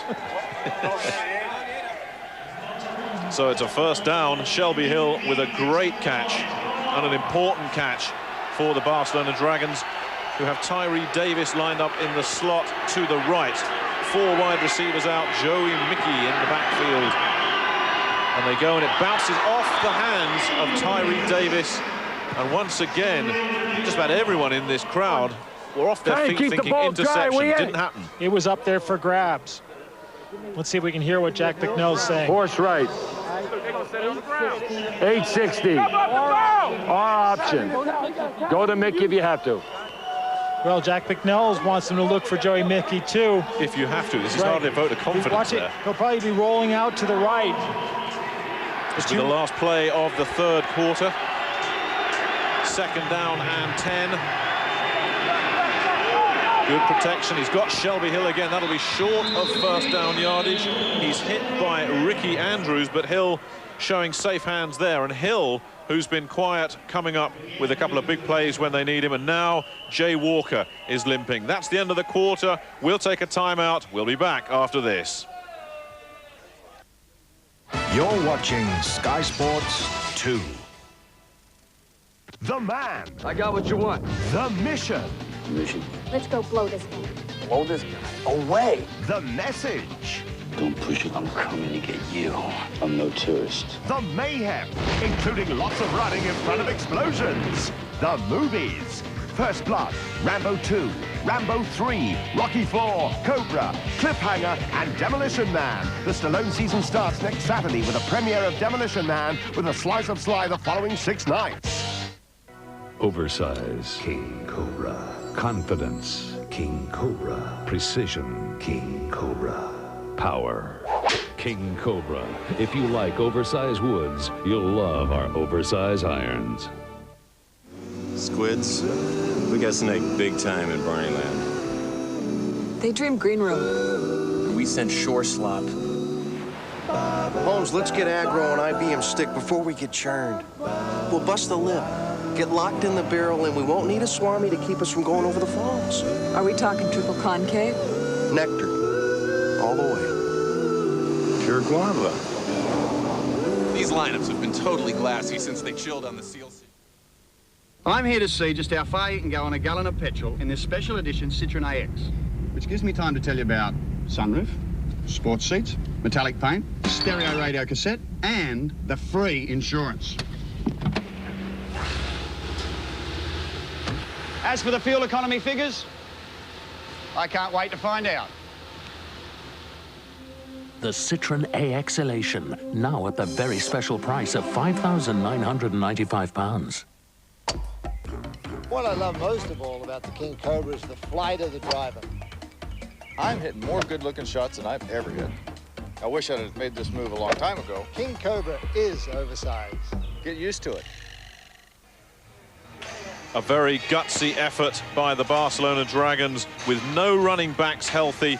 They've thrown the ball 34 straight times. The Claymores know what's coming every time, but still just 4 points in it. And as we start the fourth quarter, Barcelona have the ball at the 38-yard line of the Claymores. They're still alive. 3rd down. There's pass number 35. Shelby Hill makes the catch once again. David Wilson nailed him, but Hill should have a first down. But a flag. Now they're all coming. Watch the linebackers coming, which is actually a good thing on this play because they're looking short. He gets the ball to Hill. Now the question is where they mark it. And the line judge was not doing a quick job of coming up and marking. That's a terrible mark. Hill made the catch at the 35-yard line. They've pushed it 2 yards further back. That's an awful, awful mark. It brings out the punting unit. Alan de Graffenried back at his own 10-yard line. Another high wobbly kick, which de Graffenried will field. No, he doesn't. He's surrounded, and the ball bounces back. And he's down by Chris Crooms at around the 15-yard line. A clever play by de Graffenried, because by watching the ball, the guys who didn't follow its path came down on him, and of course, the ball was coming down on the right side of the field. Well, Barcelona still in this one. They have to come back and win it, and their schedule gets pretty tough after they wrap up here in Murrayfield as well. Next week they go to Dusseldorf to take on the revitalised Rhine Fire, who may, of course, have lost to London by the time that game comes around. And then they wrap up their season with their old adversaries, Frankfurt. Looks like the chief there has picked up a feather in his cap. Tim Barnett. That's the first time we've mentioned Tim Barnett's name all night. And very quiet, Barnett. They stay on the ground, the Claymores. Saran Stacey doesn't get past Ken Alexander, but still picks up around 4 yards. And just on momentum, and again, the Dragons defense is really tired. They've been out there a long time. Pau Call in on the tackle as well. He got a play in there at strong safety. Well, the Claymores, they too have to visit Germany next. They go to Frankfurt, or rather they entertain Frankfurt here in Murrayfield, and they finish up in London. Second down and around 5. Blundin drops back to pass, straight over the middle. First down yardage, that keeps the drive alive. Saran Stacey, who must be closing in on 200 all-purpose yards for the night. And not much pass rush from the middle of the Barcelona line. Keith Traylor's limping again on that ankle that he injured earlier in the season. So he wasn't able to put anything on in the middle, and that's where they went with Saran Stacey. That moves the chains. See Traylor's ankle heavily wrapped on the outside. From the 31, Blundin drops back on first down. They try to set up the screen to safety, who gets past Chris Crooms and gets a first down. Once he'd beaten the first man, there was always trouble there for Barcelona, because Stacey in open running room is lethal. And the first guy's got to make the tackle on that play. I think you could see in the middle of your screen as we ran the play, the Traylor wasn't getting much rush in the middle of the line. So Blundin's looking all the way for the running back, and it's one-on-one there. So if he beats the safety coming up, he's got a lot of room. A pick up of 12 yards on the pass. Moves the ball to the 43-yard line, and Blundin's numbers for the day as Blundin takes a timeout. This is the sort of performance you'd expect from an NFL quarterback. But Blundin has struggled this season. That was a clock timeout. They'd gotten the game clock was down to about 1 second. So a timeout on the field. We'll take a timeout as well. It's 10-6 in favor of Scotland. We'll be back. Yeah, Traylor.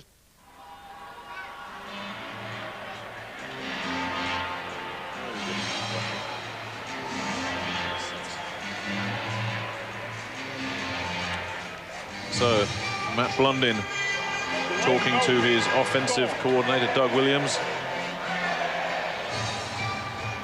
Scotland leading by 4. Barcelona's defense has held firm when it's had to, but how much longer can they hold on? Exactly. That's why this is such a big drive for the Claymores. They come down and even put 3 points on the board, and then that puts a lot of pressure on Scotland, because all they can do is come down and go for the 2-point conversion for the win. If they can eat up about 6-7 minutes off the clock on a good drive, Barcelona's back is really going to be to the wall. And that team's hurting all over. I mean, they're tired out there. We just said Traylor, he's got the injured ankle. He's not able to put much rush up the middle. The middle guard is playing defensive end, and that guy's having a big game. Saran Stacey. Absolutely phenomenal. Saran Stacey, the real franchise back.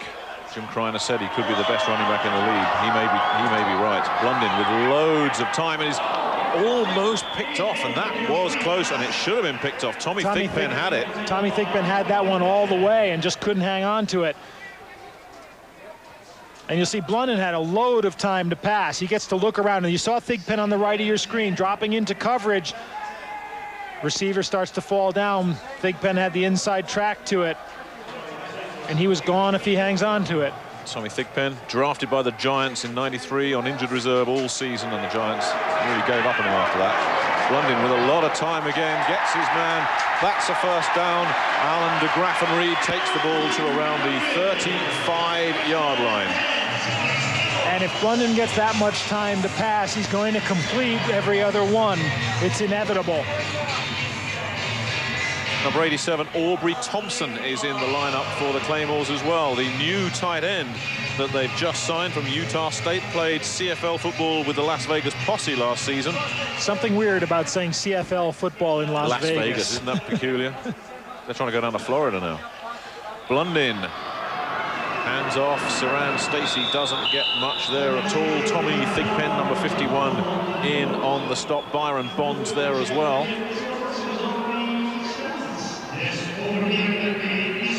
Stacey over 100 yards receiving, looking to go over 100 rushing as well. Now in the passing situation, they're taking Trailer out in order to try to get more, generate more pass rush. Illich is in. Second down, Blundin drops, pressure comes, and he just has to dump it off, and it's in fact gone to Aubrey Thompson, the new man in, who gets close to first down yardage. The Claymores dodged a bullet there, and the new man comes up with his first reception for his new club. And it looked like that one went through Byron Bonds' hands, and they thought that it was dead. Let's take a look now. They get some good pressure. You see Illich there moving on the inside. The linebacker comes, and there it is. It went right off Byron Bonds' hand, and a good grab by Aubrey Thompson, and a nice bit of running. Bonds finally makes the tackle, gets some help from Eric Turner, but Byron Bonds almost made the big play. He got 9 yards, third down and short for the Claymores. They keep it on the ground once again, and that's going to be very close to first down yardage, depending on where they spot it. Kevin O'Brien in on the stop. But Stacey is really pounding this Barcelona defensive front now.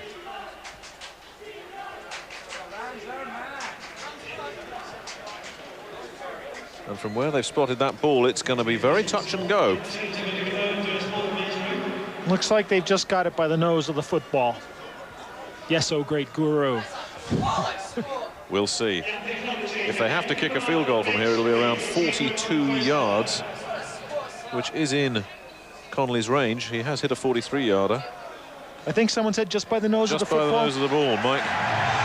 Official Carlson comes up with a perfect read. They don't need the chains. They should just listen to you, Mike. Give me the angle and I'll make the call.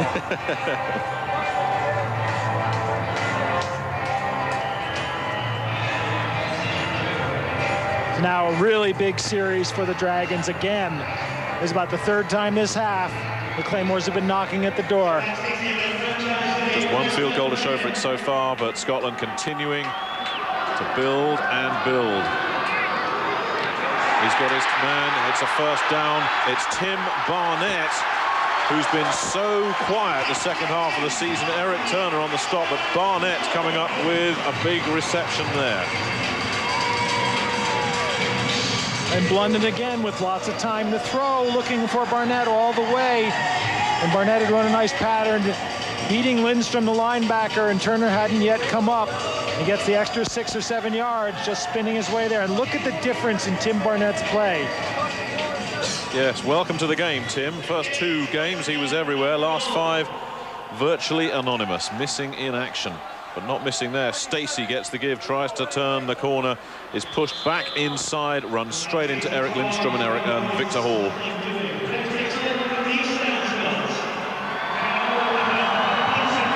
Those outside linebackers have been doing a tremendous job for Barcelona. They've been using them. They've been sending O'Brien a lot. They've been bringing Lindstrom's been making the plays against the rush. He's had to go back into pass coverage. Tommy Thigpen then comes in and helps out. Every one of these Barcelona defensive players has turned it up a notch. Blundin drops loads of time, puts it upstairs, but overthrown. Dwayne Chandler was there, but it looked like Blundin may just have thrown that one away. And there was a little bump in the end zone on the receiver. Not enough really to get an interference call, especially because the ball was overthrown. And look at the rain coming down here. Not a good omen when you've got to pass on every down. I'll tell you, when it rains, it pours, and it is pouring now. Not so much on Jim Kreiner, but certainly on the Barcelona Dragons, who can't run the ball. They can only pass it. Third down. Blundin, lots of time. Bounces off the fingers of Tim Barnett once again. So they've come up short again, and the field goal unit has to come out. But Tim Barnett, like Alan de Graffenried, just letting 1 or 2 bounce off his fingertips. I want to know where that feather came from in his helmet and how it stays there. Oh, we'll ask him afterwards. You can ask him. Do you get one for making a catch, and do you get a whole bonnet if you score a touchdown? 27 yards for Sean Connolly. That one's blocked and recovered by Barcelona, who have got a live ball. And Sean Thomas, with a very smart piece of play, almost turned the corner.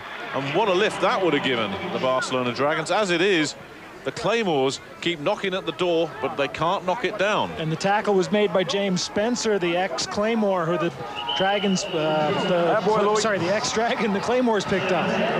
So it remains 10-6 in favor of the Claymores. We'll be back in just a couple of minutes. You're watching Sky Sports 2.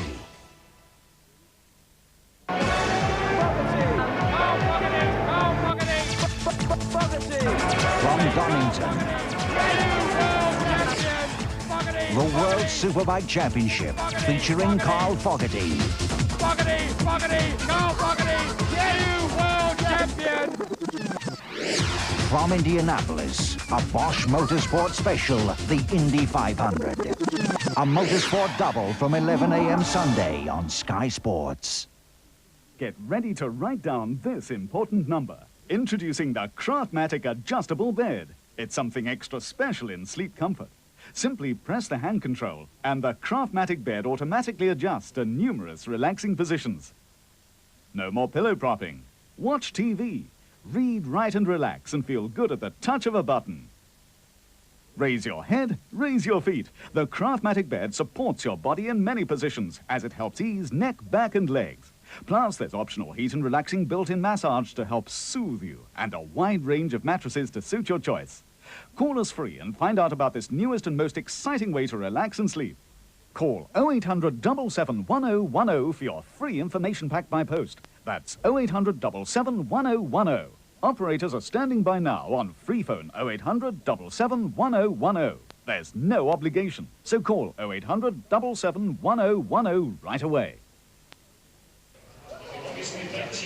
Well, the rain getting heavier and heavier, the conditions here at Murrayfield deteriorating, and that's probably not helping anybody, certainly not Sean Connolly.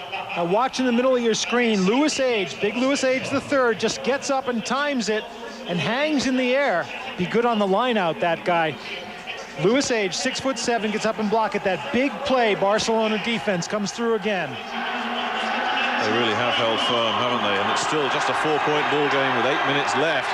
Walker under pressure gets Joey Mickey, who is met immediately by Corris Irving, but Mickey showing a safe pair of hands, but may have lost a yard on the catch. And Barcelona, since they've lost their running backs, have become very predictable. They can't do anything else. They lose a yard. There's the man who blocked the kick. Big Lewis Age. His father, Lewis Age II, played for the New York Jets. Second down and 11. Good protection. It's batted up in the air. Joey Mickey almost managed to make a completion out of it. Gerald Jeffcoat in on that as well. And you remember Scotland's got that good defensive line, and they've been just coming and coming. It'll be Troy Ridgely in the middle of your screen and gets his hands up just as Walker unloads and deflects that ball. Ridgely 96, Gerald Jeffcoat on the other side coming in as well, 99. That's a good couple of defensive tackles, Jeffcoat and Ridgely. Third down and long for Barcelona, who pass. Walker is flushed and has to run. Flushed out of the pocket and will be brought short of first down yardage by about 4 yards. That's the first time they've run the ball this half, and it was forced on him. And he's run for the first down. I think he just got it over the markers. The chains are moving. A big play by Jay Walker. A big first down for Barcelona, and that's their first running play. Unplanned, but it does the job. As you say, Mike, he did get the first down. Gutsy run from the big man, 230 pounds. That's huge for a quarterback. Scotland show blitz. Walker puts it upstairs, goes deep. Shelby Hill's got it and gone. Foot race now. Shelby Hill beats George Coghill, and the Dragons have come back from the dead. And what a play by Shelby Hill, because that ball was nearly intercepted. It got deflected, and Shelby Hill made the catch, spun free, and got in the score, and this stadium has gone absolutely silent. 6:41 remaining, and the Barcelona Dragons, without a running game, have just taken the lead against the Scottish Claymores with the extra point to come. And Shelby Hill, who has stepped up a considerable notch in the second half, and that a huge play, and what a sickener. And they needed a big play from the offense, at least one, and they finally got it. Scott Zarady will attempt the extra point.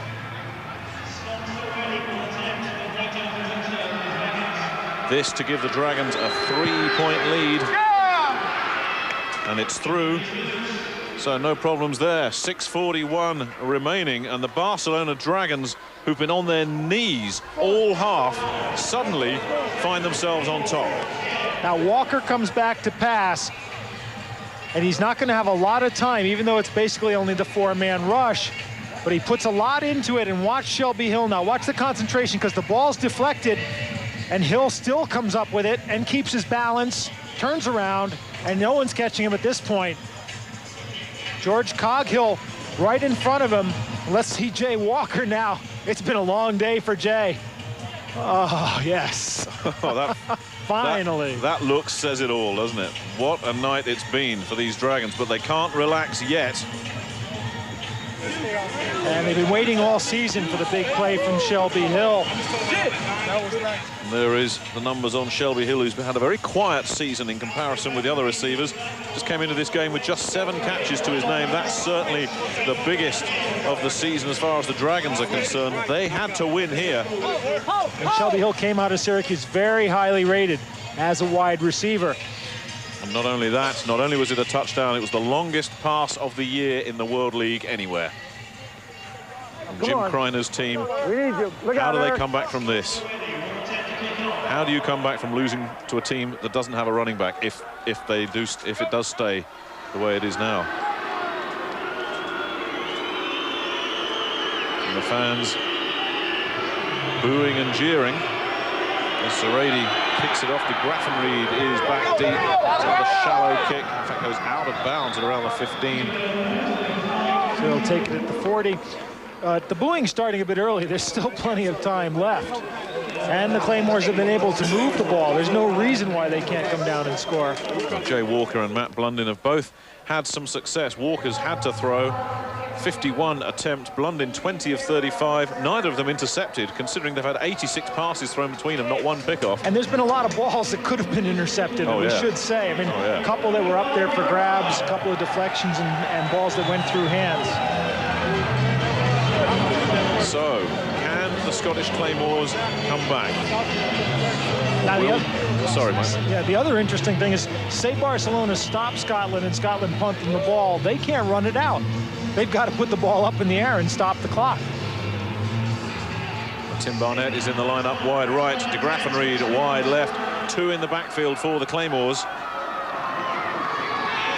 They fake and over the middle and complete a pickup of 15 yards for the Claymores.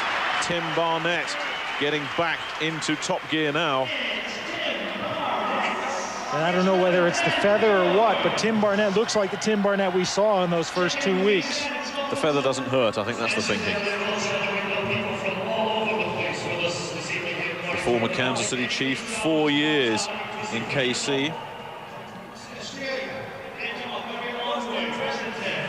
So he knows Matt Blundin. They go on the ground this time, surround Stacey with a lot of running room, gets into the secondary. Vladimir Illick stayed with him, and Chris Crooms was there to help. Now, we said that this big offensive line is wearing down Barcelona's defense. Watch the blocking there. Everyone blocks right, and they just seal that hole off. Andre Hewitt stops the end, Illich, from coming in, and there's a huge hole for Stacey to move through. And that moves the chains. The Claymores, as you say, Mike, have been moving it up and down, but they get so far, and then Barcelona hold firm. But this could be a crucial drive. 5:25 left, and the clock still running. They go on the ground again to Stacey, who picks picks up another 4 or 5 yards before he's stopped. Tommy Thigpen down there at the bottom of the pile making the tackle. He's played really well in the middle since he had to replace Juan Long. A lot of these Dragons backups have come up and really answered the call. Thigpen's impressed whenever he's had the opportunity. No, he's another guy really highly rated when he came out of college, and you really hope he gets another shot at the NFL after that injury season last year. Blundin drops back, pressure comes. They give the screen pass to Stacey, who hurdles one man, beats another, cuts back inside. All surround Stacey. That. It was a simple screen pass. It got him about 22 yards, and 20 of them are all down to Stacey. And Barcelona pretty much had the screen covered. And as you say, Nick, now Blundin takes a nice long drop, lets the rush come and gets the ball to Stacey. And see, he doesn't have a lot of blocking there, but he takes the one block he gets and then cuts back. Stands Crooms up and gets another 5. Great play by Saran Stacey. Oh, Stacey closing in on 100 yards rushing and over 100 yards receiving and over 200 yards all-purpose. The handoff is to Stacey this time, who gets maybe a yard. Victor Hall and Tommy Thigpen were in on the stop there. They had a miscommunication there on that play. Supposed to be a delay on the play action, but either Blundin went too far back or Stacey took the wrong step. And there's another injured Dragon. They can't afford to lose anyone else, but one of the Dragons not yet on his feet, and it looks like Tommy Thigpen, we were talking about how often he's been injured, and it looks like another knock. Let's hope it's nothing serious. And that becomes a tough one, too, because their other linebacker, Joe Johnson, is basically an outside guy. He's going to have to move inside, or Juan Long's going to have to come back. Jack Bicknell comes to check on the status. And it looks like Juan Long is coming back. He's limping pretty heavily. So it's 13-10 in favor of Barcelona, but Scotland moving in. We'll be back. You're watching Sky Sports 2.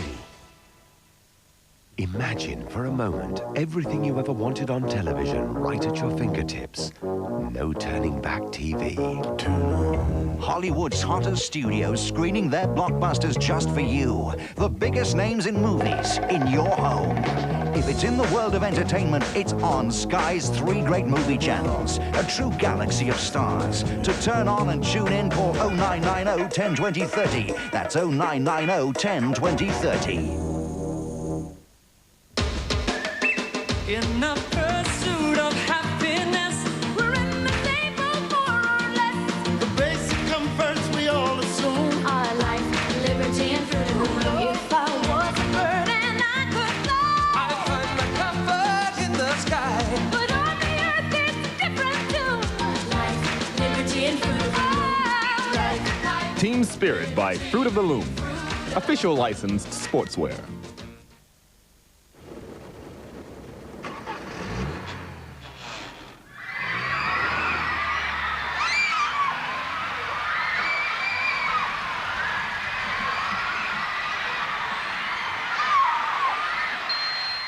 Thank you.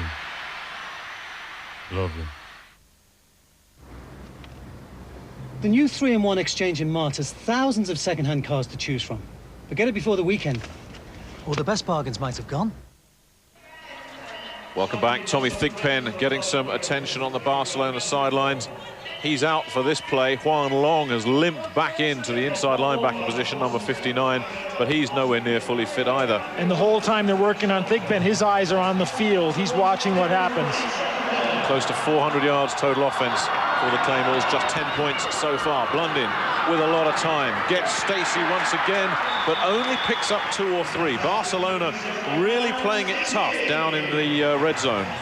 And they have been all game. It's that bend but don't break defense that Red Kellen uses.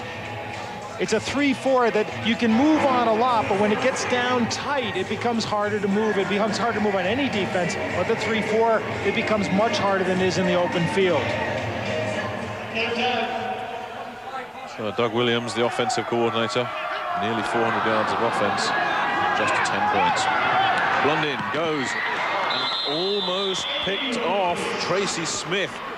almost had a piece of that. De Graffenried was the man that Blunden was looking for, but Tracy Smith nearly had it. Now, De Graffenried's going to slip as he comes off the line of scrimmage right there, which gives him a little bit of time. Smith's got him outside, and now he comes in and he's open, but Smith, good job of reading the pass.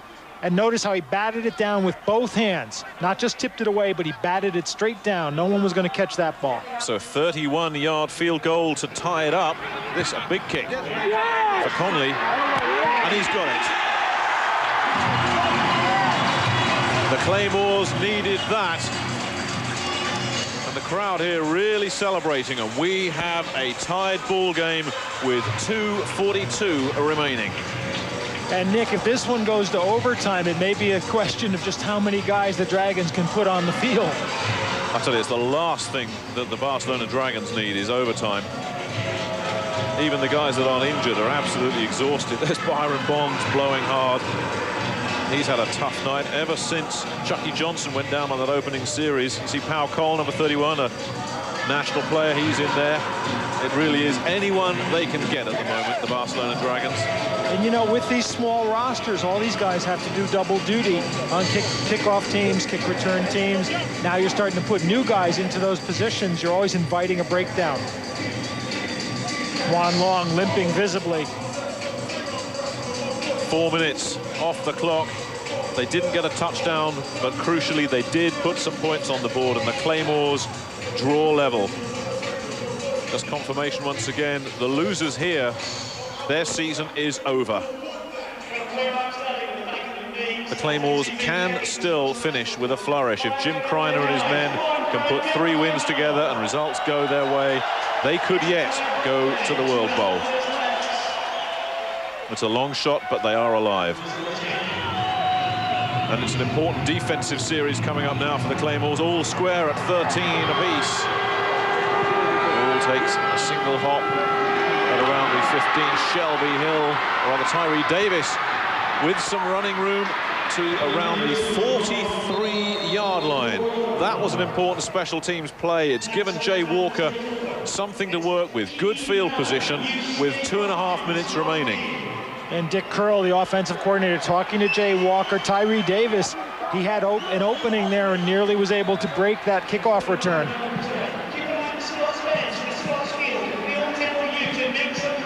Well, Jay Walker hasn't quite matched Matt Blunden's numbers, but nonetheless very impressive considering the circumstances. 51 attempts and not an interception, and he's had to throw all the time. Think they'll pass on this play, Nick? Oh, just possibly. There it is to Mario Bailey to midfield, a pickup of around 6, maybe 7. Mario Henry, rather, not Mario Bailey. But Mario Bailey's a good receiver too. He is. He is. Not for Barcelona though. So now the Claymores have to be thinking about the deep threat. Barcelona hasn't gone deep too many times on them, but they've established the short one. Now they can go long. Cisco Marcos in the game left. 2nd down and 4.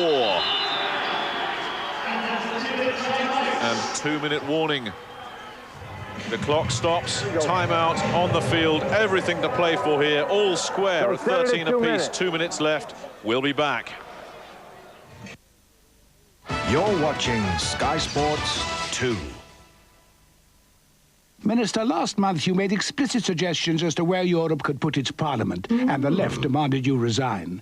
You later said that the European Parliament was the best thing since sliced bread, and the right demanded you resign. Then you stated that all Euro MPs have the brains of ironing boards, and everybody demanded you resign.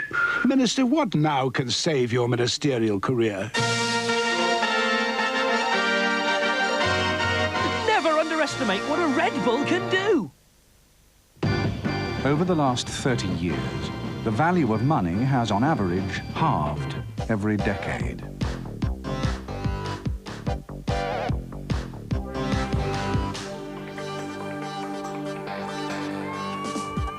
An investment with Prudential, on the other hand, would have beaten inflation twice over. It pays to be prudential. Talk to Prudence. With 2 minutes left in the ball game, Scotland and Barcelona, 2 teams who have to win to keep their season alive, are all locked up at 13 apiece. And Jay Walker without any running backs to help him out, is passing on every down and closing in on a World League record for most attempts in a game. 2nd down and 4. 2 minutes left. 4 wide receivers out. They go and get a 1st down to Tyree Davis, who is nailed but hangs on to the ball, and that moves the chains, and they're closing in on field goal range. Good catch by Tyree Davis, good hanging on, and good protection for Jay Walker. Joey Mickey stayed in and did a good job blocking that time. Looked like the 6th lineman there. The clock continues to run there, knocking on the door at the 41-yard line. Over the middle to Shelby Hill, who gets great second effort, picks up around 7 yards, spun off 2 tacklers, Hill, and he's having the biggest day of his professional career. They got a hell of a field goal. There's a timeout called. Let's listen in to Jack Bicknell.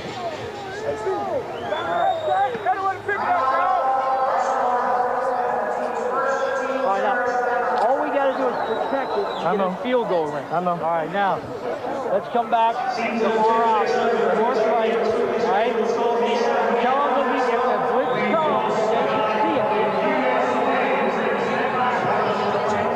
Well, Dick Curl saying there to Jay Walker, get it into field goal range. Missed what the call of the play was, but obviously all they want to do is work the clock and get in for the field goal, which means they can go to the sidelines or they can go to the middle because they got the timeout to play with. Minute 20 left. Barcelona closing in on field goal range. Scott Serrady has kicked a 44-yarder. That's his longest. He's missed from 52. So they need another 10 or 15 yards to get it on the edge of Zerady's field goal range. And really, what you're talking about is a couple of completions at this point. You want to get the 1st down, and then you want to get one to put you in range. 2nd down and just 2 to go for the Dragons. Scotland show blitz. Walker pump fakes, is put under pressure, puts it upstairs, throws it away. Smart play from Walker. And that should be a new World League record, 55 attempts for Jay Walker. But records right now, the last thing on his mind.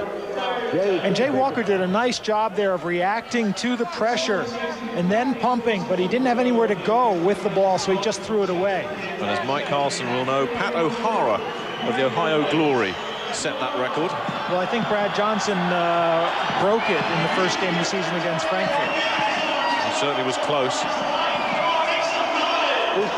3rd down and 2. And the Claymores and their fans know how important the next play is going to be. A little bit of quick referencing. Brad Johnson didn't. It was a team record for pass attempts. That's right. I stand corrected. Yep. Because Kevin McDougall was in there as well. That's right.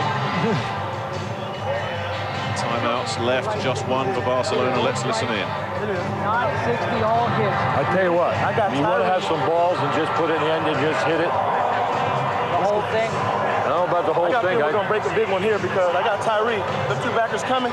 He's driving across the middle. This play can be big. What's your probably going to do? All right. It's something you like with Jack Bicknell. Do we have the stones to go for it, says Jack Bicknell. But Jay Walker, the other thing you like is he knows what's going to work for him. If they've got the linebackers coming, he wants Tyree Davis across the middle, which would be the zone where the linebackers who are pass rushing would be. So now let's see what the linebackers show for the Claymores. That's the big thing. 3rd down, huge play coming up for both teams. 3rd down and 2, 1:13 left, all square at 13 apiece. The crowd getting into it. Walker drops, gets protection, throws to Mario Henry. They're saying it's incomplete. And now, does Jack Bicknell go for it? Field goal. The punting unit comes on. Will they go for a field goal, which would be around 50 yards? And I think Cowboy Jack is going to put the pressure on Scott Serrady. That's interesting because the linebackers did come. Henry was over the middle but not open. And Davis was over the middle and not open, and he went for Henry. It will be a 50-yard field goal for Scott Serrady. And the fans really getting into this. It's on its way. Has it got the legs? It's good. And the Dragons have gone on top. That's 4. And as Jack Bicknell says, is that a 4-pointer? Well, it was kicked of 50 yards. 3-point for the offense. Yeah. They're saying it's a 3-point field goal, I think. 3-point field goal. It's a... Now, that was kicked surely from the 50 yards. It was 50 yards, and the scoreboard showed 17. Now, let's see where the ball was put down. Just inside the 50. It was a 49-yard, 2-foot and 10-inch field goal. So it's a 3-pointer, and that could be important. But the Dragons are on top again with Serradi's longest of the season. Walker knows it's good, Serradi knows it's good, 49 yards, and it was never in doubt.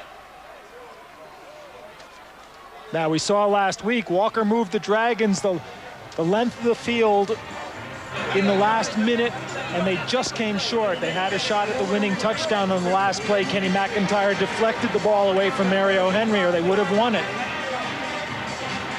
Can Matt London and the Scottish Claymores do the same thing?